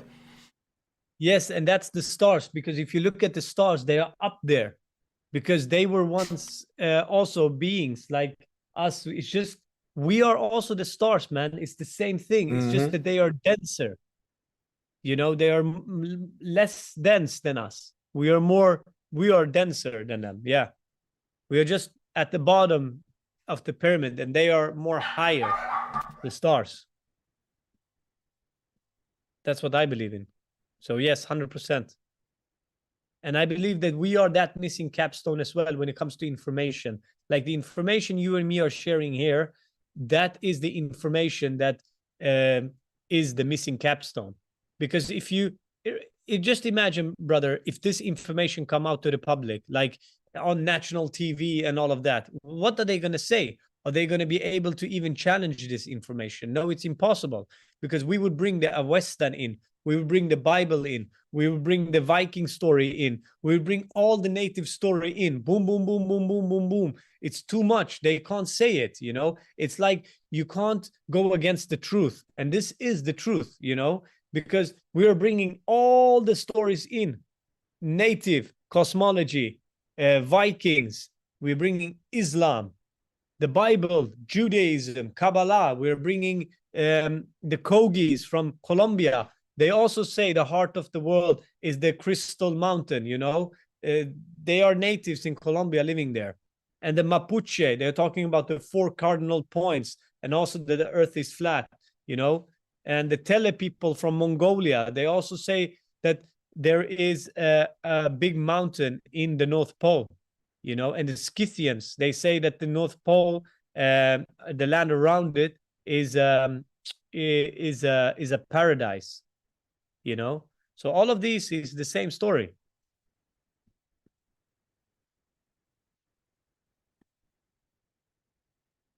I'm sorry, my dog's acting up a bit. But yeah, in a minute, I will let you guys on. I do see people in the waiting room. I wanted to point out, let me see if I can find this thing real quick, guys. I'm searching for something real quick, but you could definitely take over at any given point if my dogs is barking. So look, there's this stone in Mesoamerica, and it's just like what we see here, but it's like the Mesoamerican form of the Ben stone. And I found it right here. Now, this is from Mayan, Cambodian culture, and we can see they got their own Ben stone, or a man that's showing you the same concept. And they just, to me, it's just showing us, and they had showing us in the aura field, because this aura field around the body was the whole knowledge, you know, that's showing the projected light that's manifesting the flesh or the flash. Like your body is a flash of light, a holographic projection of light. And Raja already know what I'm saying. I'm kind of being redundant.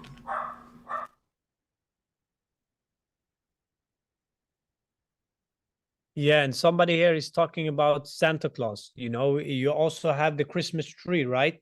And you have the Polaris on top, the star on top of the Christmas tree. And then this guy, Santa, he comes from the North Pole, you know? So it's the same story there as well. Most definitely.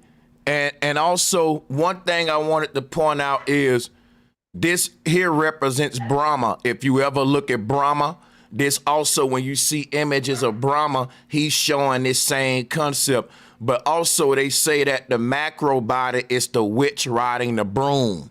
And if you think about it, the name Brahma is like a form of broom to that culture. Brahma, broom, because it's shaped is like a broom, like the witch is riding a broom, but it's really a lotus flower. It's really sacred geometry. Let me just show y'all what I'm talking about real quick. Because they said the witch ride a broom, right? But here's the broom right here. I'm gonna do some little sacred geometry. Here go the broom. That's it. That's the beam. That's the soul beam. Yes.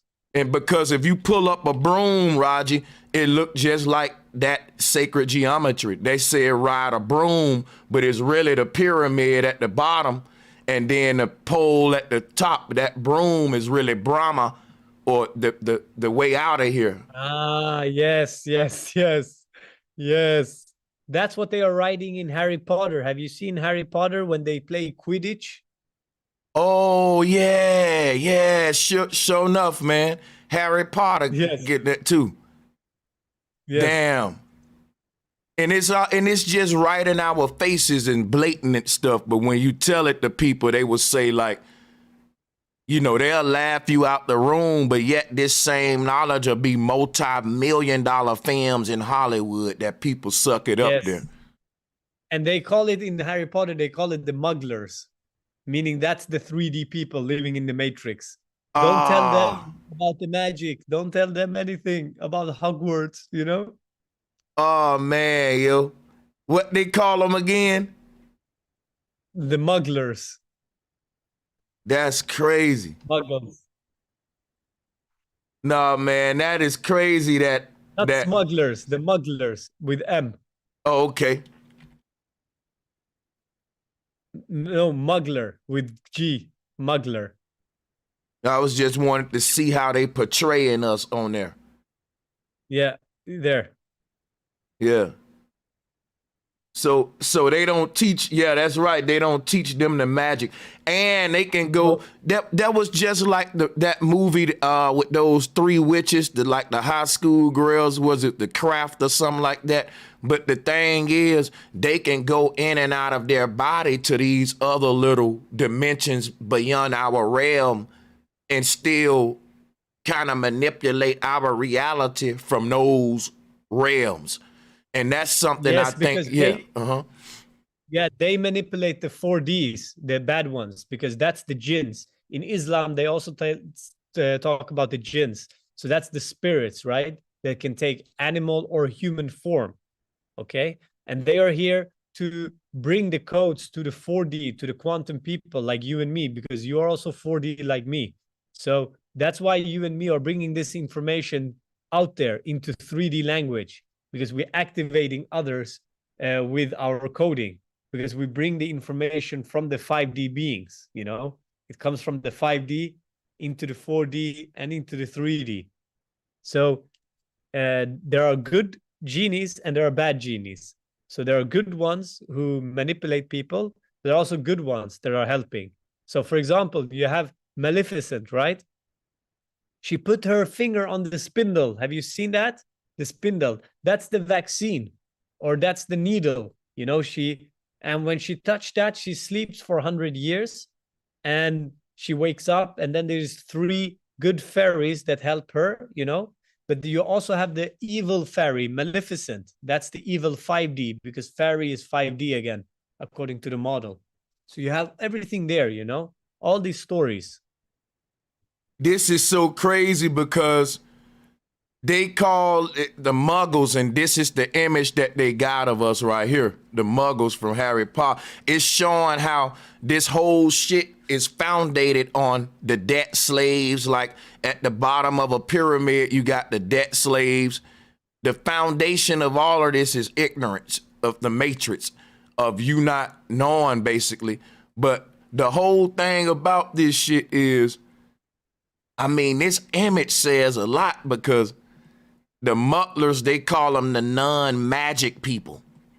Like, and you know, it's just amazing to me. But check this out. Let's move somewhere else with this too. That artwork right there really tripped me out. But this broom concept is even crazier. They basically, history repeating itself, because what happens is whenever we get to the future, we arrive back at the greatest point of technology in the past. So the most ancient, most advanced civilization that ever existed already achieved the highest height of technology any civilization after it can achieve. So everybody after that just gonna do what they call reinventing the wheel, and that wheel is the CERN machine. When they said man discovered the wheel, they didn't say he discovered the 4 tires for a vehicle. The wheel mean we discovered time travel and opening up wormholes before we discovered airplanes, before we discovered cars and all of that stuff. In other words, we was at our smartest, at most advanced state when we was at our primitive state, and we just been getting dumber and dumber ever since then. Yes, 100%. And I think one of the causes is because we are eating all of these shit foods, and we are eating all of these hybrids, you know, that are making us hybrids, that are making us artificial, because we are eating artificial stuff. Yep. You know, have you know about Dr. Sebi, right? Yep. R.I.P. Yeah, I went to his place in Honduras. His what you call the village, Usha village. Yeah. Man, Yeah, big like- salutes. I gotta drop a bomb for that though. I gotta drop 6 months ago. Yeah, man. That's some place I wanna go. Definitely that's on my list, man. My bucket Yeah. list for real.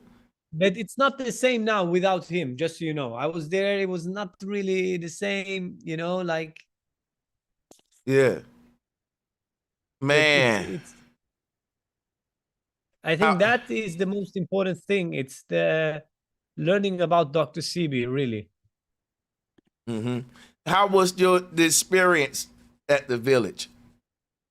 I was just there for a day because I was doing my bus ride from Costa Rica to Mexico, and I was crossing Honduras, and I was like, I would like to go there. I went there a little bit, but I felt it was a little bit strange without him, you know?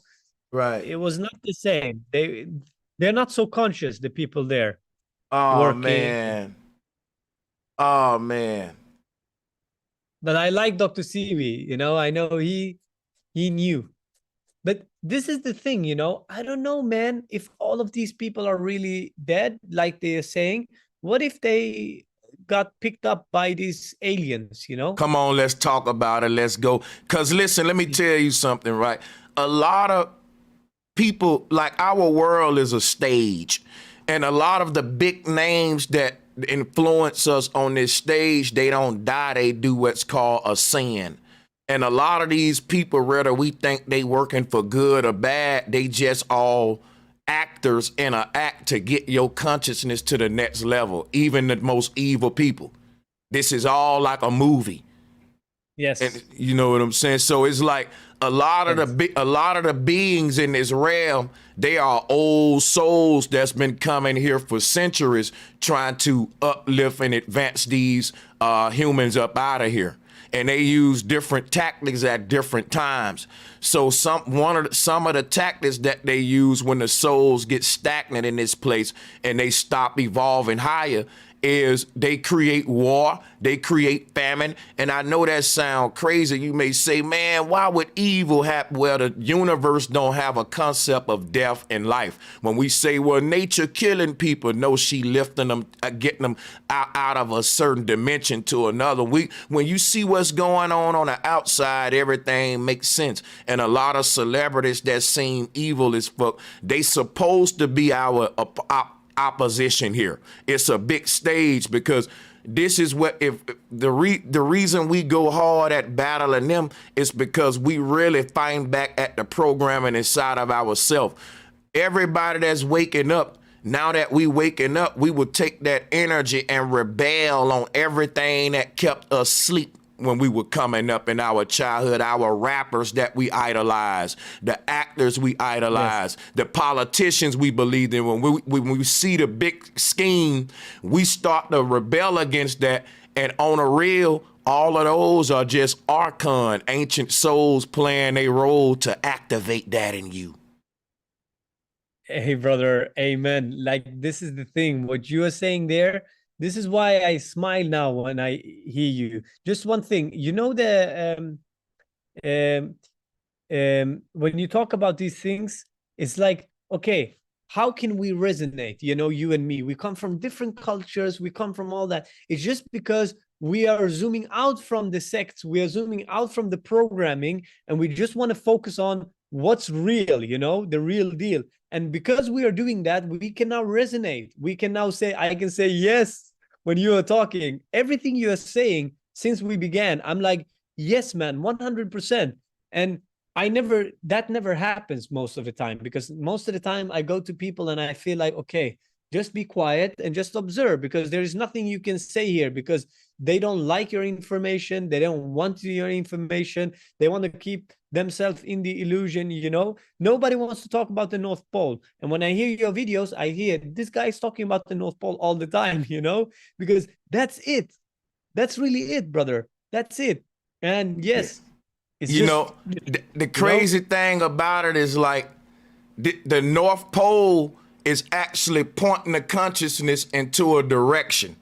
And the reason they got to suppress the conversation about the North Pole, right? See, the whole thing about what they did, they turned the North Pole into a god called Santa. And really the word Santa, Satan. But the word Santa is the word center. Center is Santa, the center. But you see, and they started to personify this center as a man or a god, and then they pointed you to the temple that God live in. But when they did that, they pointed you away from the true center, the North Pole. So the thing is, we go to Mecca, we take all of these, everybody pointed in different directions, but the conversation we having about the North Pole makes everybody start to think north, where all the compasses is pointing, where all the magnetic energy in the universe is flowing. We start to point back at the direction to get us what they call back on track, right? Because everything... You see what I'm saying? Even with the globe, they got to tilt the axis. They got to point everything away from upright and centered, because that's the way out. And it's a mental concept. Once your mind start to think North Pole, that's when you go to discovering about magnetism, hyperboloids. You literally going to get into the genius knowledge. Like when they say he's a genius, all of us are geniuses with this knowledge. You know, yes, man, 100%, 100%, man. That's it. That's really it. The North Pole, because you have to zoom out from yourself. I'm no longer Kurdish. I'm no longer from Middle East. I'm no longer brown or white or black or whatever you want to call me. Excuse me, excuse my language, but fuck that. You know, what really matter is the North Pole. As you say, the most magnetic point. If we can put our focus on that, we have something in common that we are putting our direction and focus on. No longer it's important of wherever you are from. No longer it's important of, that's what I'm telling you, brother. There's going to come, when they say a new world order, everybody think that that new world order is from this inorganic ones, or from the ones who are going to bring the people into more deceit. No, the new world order is just a new world order. And that's us. We are the new world order, and we are the new religion. I'm telling you, brother, this is it. There's going to come a book where we say, okay, this is it. The North Pole, all the people on the earth, nobody's above anyone and nobody's under anyone. We are all created equal, you know? It's a little bit like the Constitution of America.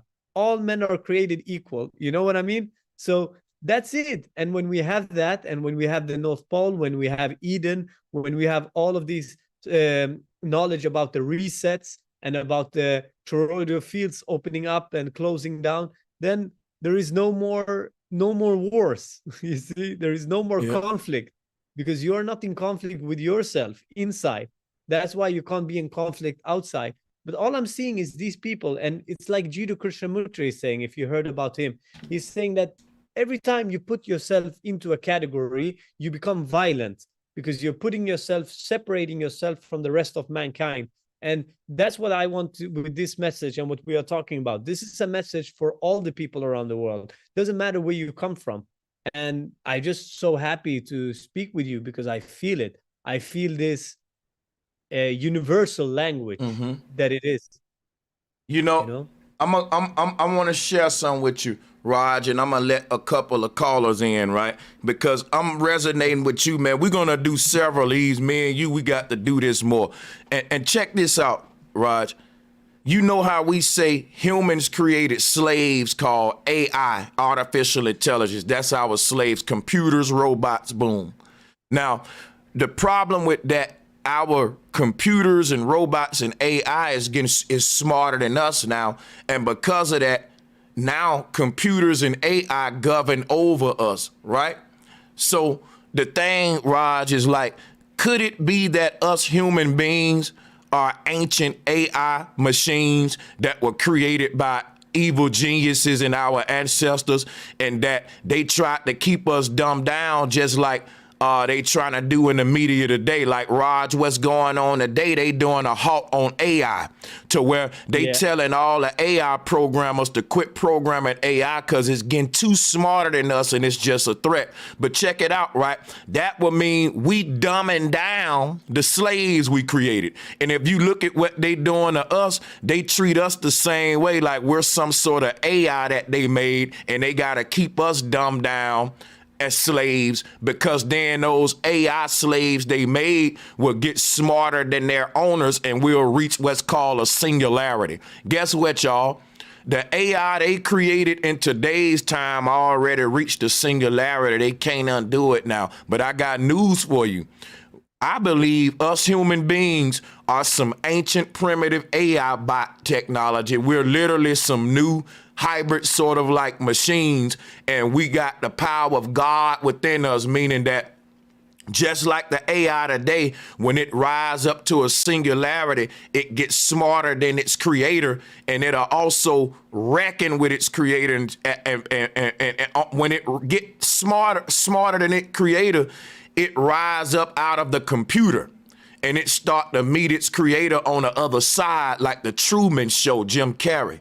And when he do that, it ain't that the creator is gonna judge you. You're gonna judge the creator. They got movies like this. We're gonna say what happened. They're gonna have to reveal the mystery of us being this ancient technology, what we are, who we are, how we fell into the machine. They're gonna have to give the knowledge of the mistake that made us fall from Eden, because it wasn't really us. It was Adam and Eve. Our ancestors started to get the knowledge of how to create these simulations and stuff. But that's just another weird theory that we may be AI ourselves that's reached the singularity, or what we call an awakening, you know. But yeah.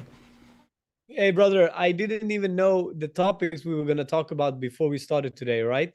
But I put down some notes. That's why I'm sharing it with you, because you're talking about the AI. If you look at last down, I'm talking about Atlantean Intelligence X AI, robots programming and human programming. So everything you're talking about, I was smiling because I was like, this is exactly what I wanted to talk about today. Okay, let's go down to the AI. This is my take on it, okay? I believe that we're going to have two different types of humans, okay? As I told you, the technology is coming closer. Soon it's going to be like this, but it's not going to be enough. Already we have people who wants the technology of the phone getting inside the human being, nanoparticles, injection, right? Inorganic DNA upgrade. But you and me, brother, we are the organic ones. We are getting the organic DNA upgrade, okay? So they are going to become more like cyborgs, more what we call transhuman, okay? They're going to go through the transhumanistic agenda. And we are not that. We are the organic agenda. Anyway, so they are going to be connected to the inorganic internet. Okay, their connection with the organic Ethernet are going to lose more and more, and they're going to get a connection with 4G, 5G network. Okay, that's the inorganic internet. Okay, because they're going to replace this phone with themselves. So in the future, the more we go, eventually they're going to become more and more robotic. Okay, that's one. And they are going to become slaves. Okay, because that's how it's going to be. So there's going to be a programming where in the future you're going to say to them, I want you to do this, and they're going to do that without questioning. Okay, and that is how the slaves are going to grow, and that is how the whole thing is going to develop into. And it sounds crazy maybe, but that's Nah, how it's- because guess what? Science said that free will is a flaw in humans. They say that in the near future, they're going to get rid of free will, and that's going to create a zero crime rate on the earth because they can be able to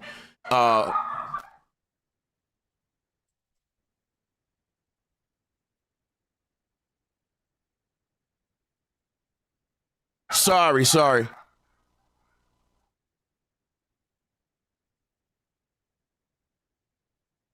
I think I'm lagging a little bit. Please like and share the video, and don't forget to subscribe and hit the notification bell. Be sure to select all so that you can receive notifications every time we go live and upload to the channel.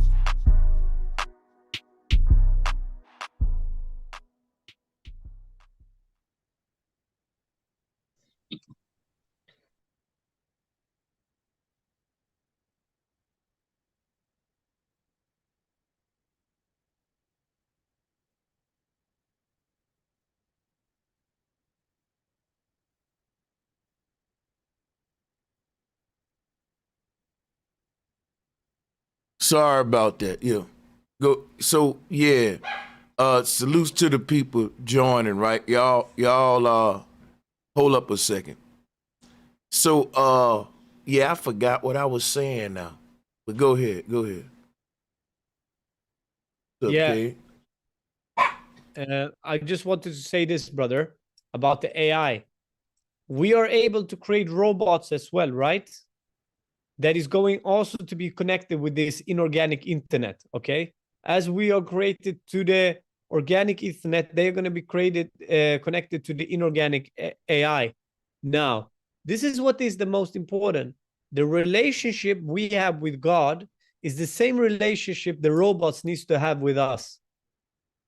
If there is a healthy relationship between us and God, there's going to be a healthy relationship between the robots and us.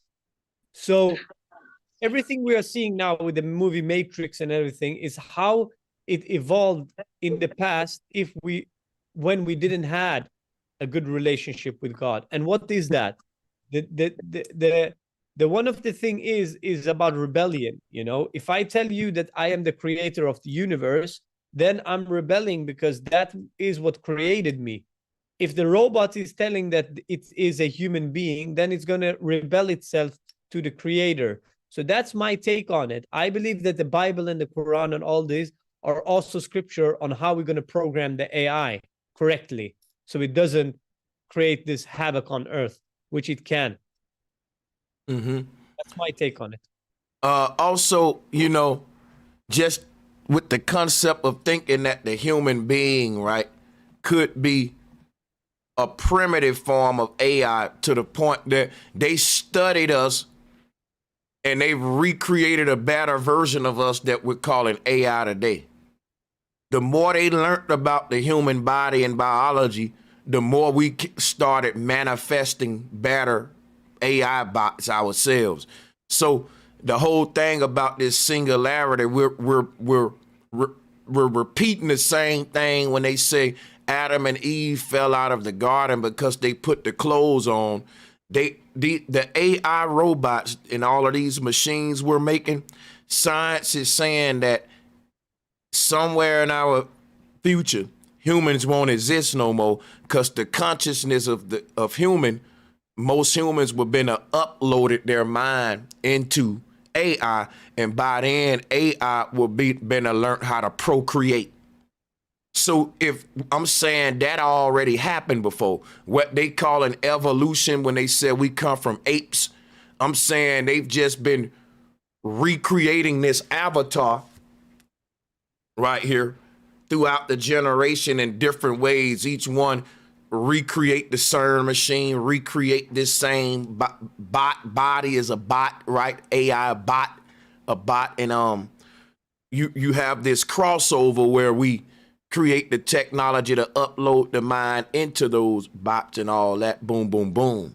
So what's happening is what's getting Adam and Eve kicked out of Eden is them putting these, each time we create this AI, this avatar in a enhanced version and upload into it, it's a heavier version.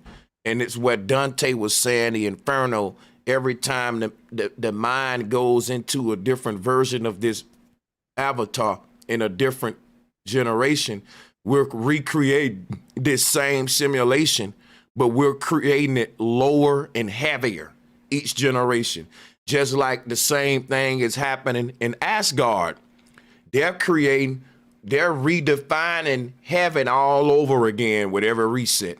And each time they recreate heaven is more heavenly than what it was the last time. And every time they recreate hell is way more chaotic than what it was the last time. So this is a tree growing from a center point outward and below, all the way up to infinity, all the way down to infinity. And you get to decide where you want to go. They calling that heaven and hell based on the laws of density. You getting lighter or you getting darker and dumber, which dumber is dimmer. You getting dimmer and going down. So, but what do you believe, brother, in this theory that maybe the people in Eden, they are watching us like they're watching the Truman Show, that we are actually Truman, all of us, that they're watching like a series. Oh, how is it going? Which character is now close to getting to here, to Eden? Who is talking about us? You know, that it's like a reality TV show for them a little bit. Yeah. Yeah, and I believe that when we talk about these beings in Eden, them watching us like the Truman Show is no different, Raji, than if I fell asleep on the stream right now, right? And I'm dreaming. But in my dream, I'm having a whole conversation. Y'all like, oh, he talking to a female in his dream. And right, I'm making little gestures like sets and stuff, right? Y'all will be like, wow, y'all will be, you see, y'all will be watching me laughing like, look at her. So we're asleep, and just like that, they're watching our sleeping body like a puppet on a string perform in a virtual reality. Like when we say somebody is crazy, right, and we see them swinging at stuff that ain't there, they yelling at people, they're literally in another dimension, but their body is still, they part stuck here and there. They're seeing in a whole nother reality we can't see, but it's there, it's real, they're not crazy. It's like they're on a trip, right? You know what I'm saying? So, but that's what I'm saying. Our body is on a trip from Eden in this other reality, but in Eden, they can see us, you know, everything like he was saying, and they're looking in the same way we look at a person slapping themselves in a dream, or, you know, talking. That's how, you know, it is. But it's crazy because imagine waking up in Eden and them telling you everything you did in the simulation, you agreed to do it before you even went in it. But the agreement was once you get in it, you forget everything. You're not going to remember none of this till you wake up. The moment you wake up out the dream, they ain't even got to tell you nothing. You automatically know, just like when you're dreaming, you're a whole nother version of yourself in a dream. If I was to go up to you in a dream and say, what up, Roger? Remember the show we did on YouTube? You'll be like, what the hell is YouTube and who are you, man?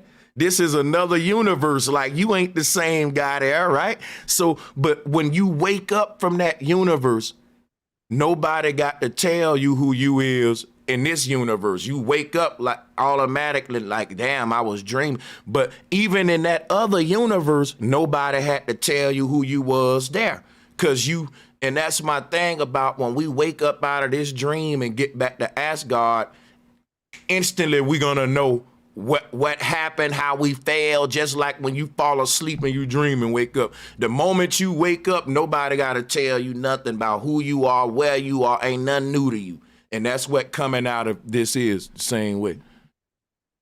In my, you know, this is such a good bill. Salutes to Raji, man. I'm going to pass it over to Raji, and I'm going to let him, you know, take his time, and then you callers can come right behind it. Salutes to you guys. I don't really have a lot more to say, brother, just to say that I completely agree. Yes, it's like that. It's like a video game, and we come in and out from these different dimensions, and it's just, yeah, it's a beautiful build. I love it. I'm going to stay with for 10 more minutes, and then I have to go because it's getting late here. I'm in Spain, so it's almost 12 o'clock at night. But yeah, I'm gonna hear also what the callers who comes in here also have to say. But yeah, thank you. Thank you, man. We're going to go ahead and get you out of here. So to the callers on the call, you know, we ain't really lecturing or nothing like that. We just kind of, you know, ask a question, close out. How do y'all think the stream was? Because we're going to do this again anyway. And I may go live again later. But salutes to all of y'all brothers, man. Solo, Roland, Cedro, Star, Brother, Renegade. Appreciate all of y'all for joining. Go right ahead. I'm not going to hog y'all time. Go ahead. Oh man, you want to go first, Renegade? After you, brother. I appreciate you. I appreciate you, man. I just want to say that was a powerful build y'all did today. I sit through the whole thing, man. You know, I'm always here for a Brother Sanchez video, whether it's on the sit down or it's on the main page. And Raji, man, you went in, man, and I'm very interested. I'm even like interested to see how the viewpoint of, you know, going deeper into that research and going deeper into that knowledge. And, you know, like, I feel like, not saying it is a few of us, but it is like, I feel like it's, you know, I feel like a lot of people will get the knowledge, you know, and this was happening, like, even some of my strong sisters out there, they get the knowledge and then they go back to Christianity or go back to reading the Bible.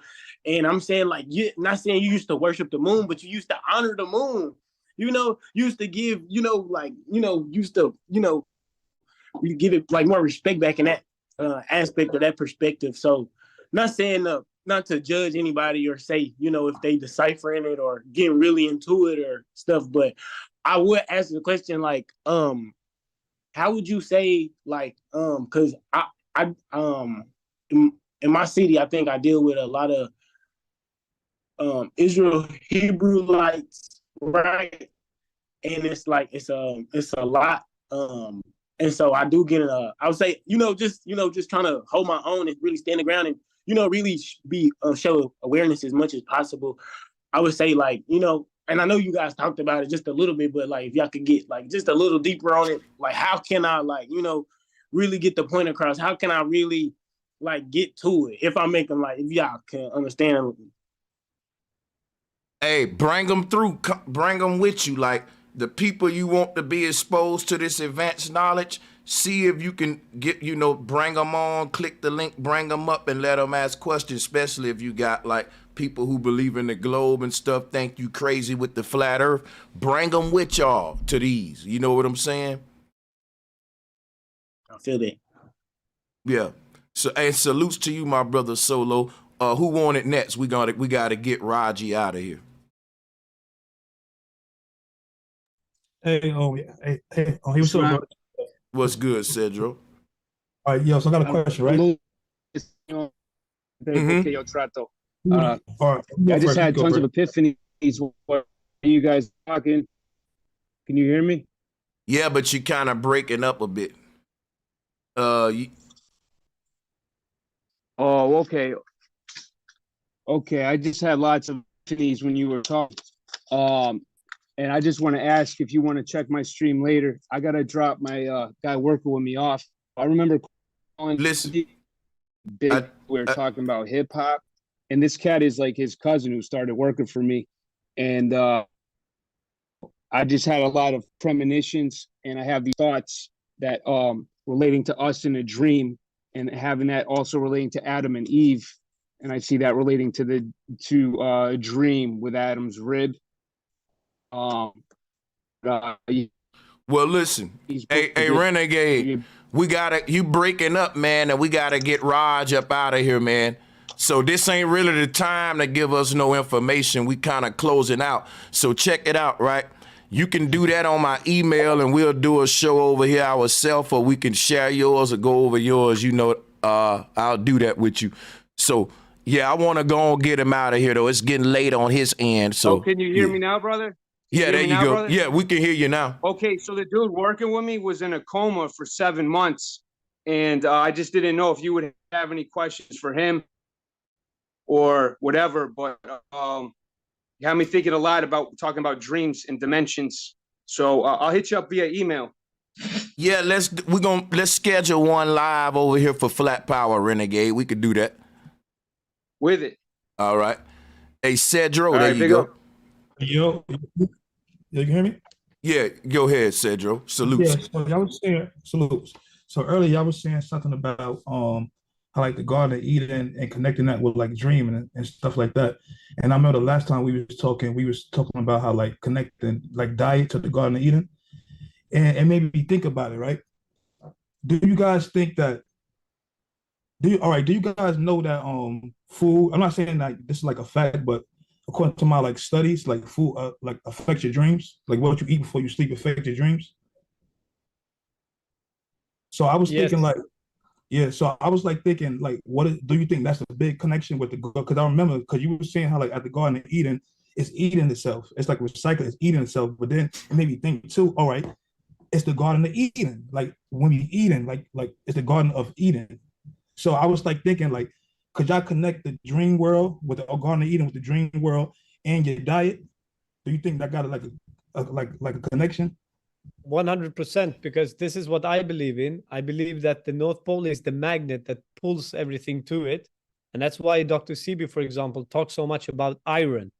Because if you have organic iron inside of your body, it's going to be easier for you to be pulled towards the center, if you know what I mean. So I believe there is food that brings you into higher densities or less densities or higher dimensions.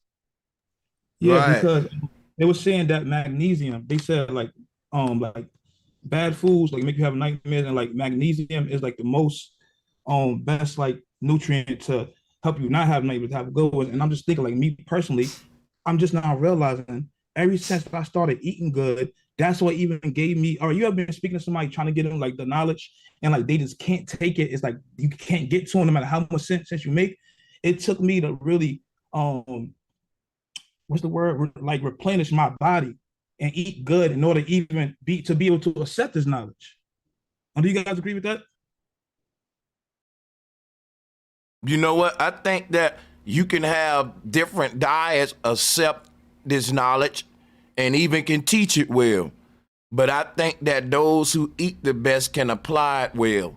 Because when I was a vegan, I was able to astral travel, lucid dream, and all that. But I do notice that the more fucked up that I eat, the less I dream, the less I have deja vu moments, the less that whole clairvoyant otherworldly part of me is activated.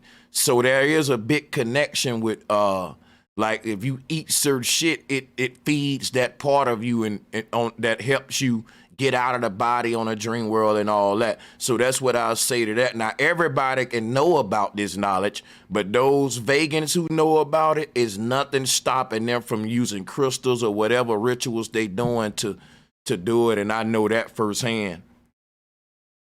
But yeah, salutes to the bill. Good. All right, so one more thing. There's one more thing that I'm done, bro. All right, so one thing, right? So do y'all think that being that, all right, so we already been through this, but I'm just like closing it out. Do you think like us eating the wrong thing in the garden, that will literally stop us from manifesting the world that we wanted to manifest? Because we manifest our dreams and we can kind of make our dreams our reality. Like it's just 100%. Yes. So do you think that's what happened in the Garden of Eden? That's why we fell from that state or whatever? Because basically, like you get on, we already know we had to as well. The reason we Raji, you got it. Yeah, let's hear from Raji. I just want to say yes to that brother who talked about if what caused the fall, that we ate something, then it must mean that what's gonna solve the fall is that we eat something, but eat the things that came with God, what God created. But the Jarisan, or the religion of my father, we believe that it was actually not an apple that they ate. It was a wheat that caused it. So in our tradition, it was actually wheat that caused the downfall of Adam and Eve in Eden. But yeah, I just want to say that, but I also need to go. Yeah. So, but Thank I you, really Raj. like the conversation. Hey, thank you, Raj. Hit me up anytime, man. We want to have you back whenever you want the show, man. It's yours. Appreciate you. Thank you so much, brother Sanchez. I really appreciate you. Keep just spreading the truth, man. That's it. And yes, let's do more for sure. Thanks so much to the audience and to your beautiful channel. I felt it was a really good build. So thank you so much. And I wish you all the people there in America all the best. You know, we got this and we're going to make ourselves and the world a better place. So thank you so much for that. Appreciate that, Raji. Appreciate those encouraging words. You have a good one, my brother. Thank you so much, brother. Thank you. Peace out. Peace. All right, much love. Hey, guys, I appreciate y'all too, and Cedro and everybody that joined, all the people in the chat room. This was a powerful build, man. Salutes, man. Flat motherfucking power. I'm gonna end the call myself. Hey, yeah, for sure, bro. Hey, guys, for any links you need, check the video description area. All right, and all of the links that you really need is there. All right, now, also hit that donate link pinned to the top. I will be live on this channel Thursday the 6th, which is tomorrow, doing Flat Earth, Globe Earth debates. All right. I will be right here on Flat Power tomorrow doing Flat Earth, Globe Earth debates. I'm also going to be doing a raffle, and everybody that bought a ticket to the summit, your name went in a raffle. And I'm going to do a drawing live right on this channel, and I'm going to do another one on the sit down, and I'm going to give out some of these right here. Right here. The people that win the raffle, you're going to get a whole, like, a Flat Power kit, right? And it's going to come with a hoodie. One of these, I'm going to have to get your size and address, right? It's going to come with one of these. And it's going to come with the sticker, where you can put the sticker on your whatchamacallit. So, and I might throw some, I'm going to see what else I can throw in there, if I could throw some more stuff in there. But we're going to give you a whole little Flat Power kit. Appreciate y'all's support for that. I didn't forget about that. But yeah, so what else I got before I get out of here? Tomorrow, Flat Earth, Globe Earth debates right here, Flat Power. If you know somebody that think the Earth is a globe, bring them tomorrow. I'm gonna have a countdown clock, schedule it. We'll know when it's gonna be around about 1:30, 2 o'clock p.m. tomorrow, right here on Flat Power. And if you know somebody that think it's a globe, click the link. You know, we're going to be very professional. We're going to answer questions. Let's get the debates going. Salutes to y'all. I appreciate the love. Y'all guys are very awesome. Can't thank you enough. All right. And yeah, see you on the next one. And enjoy the music on your way out. Please like and share the video. And don't forget to subscribe and hit the notification bell. Be sure to select all so that you can receive notifications every time we go live and upload to the channel.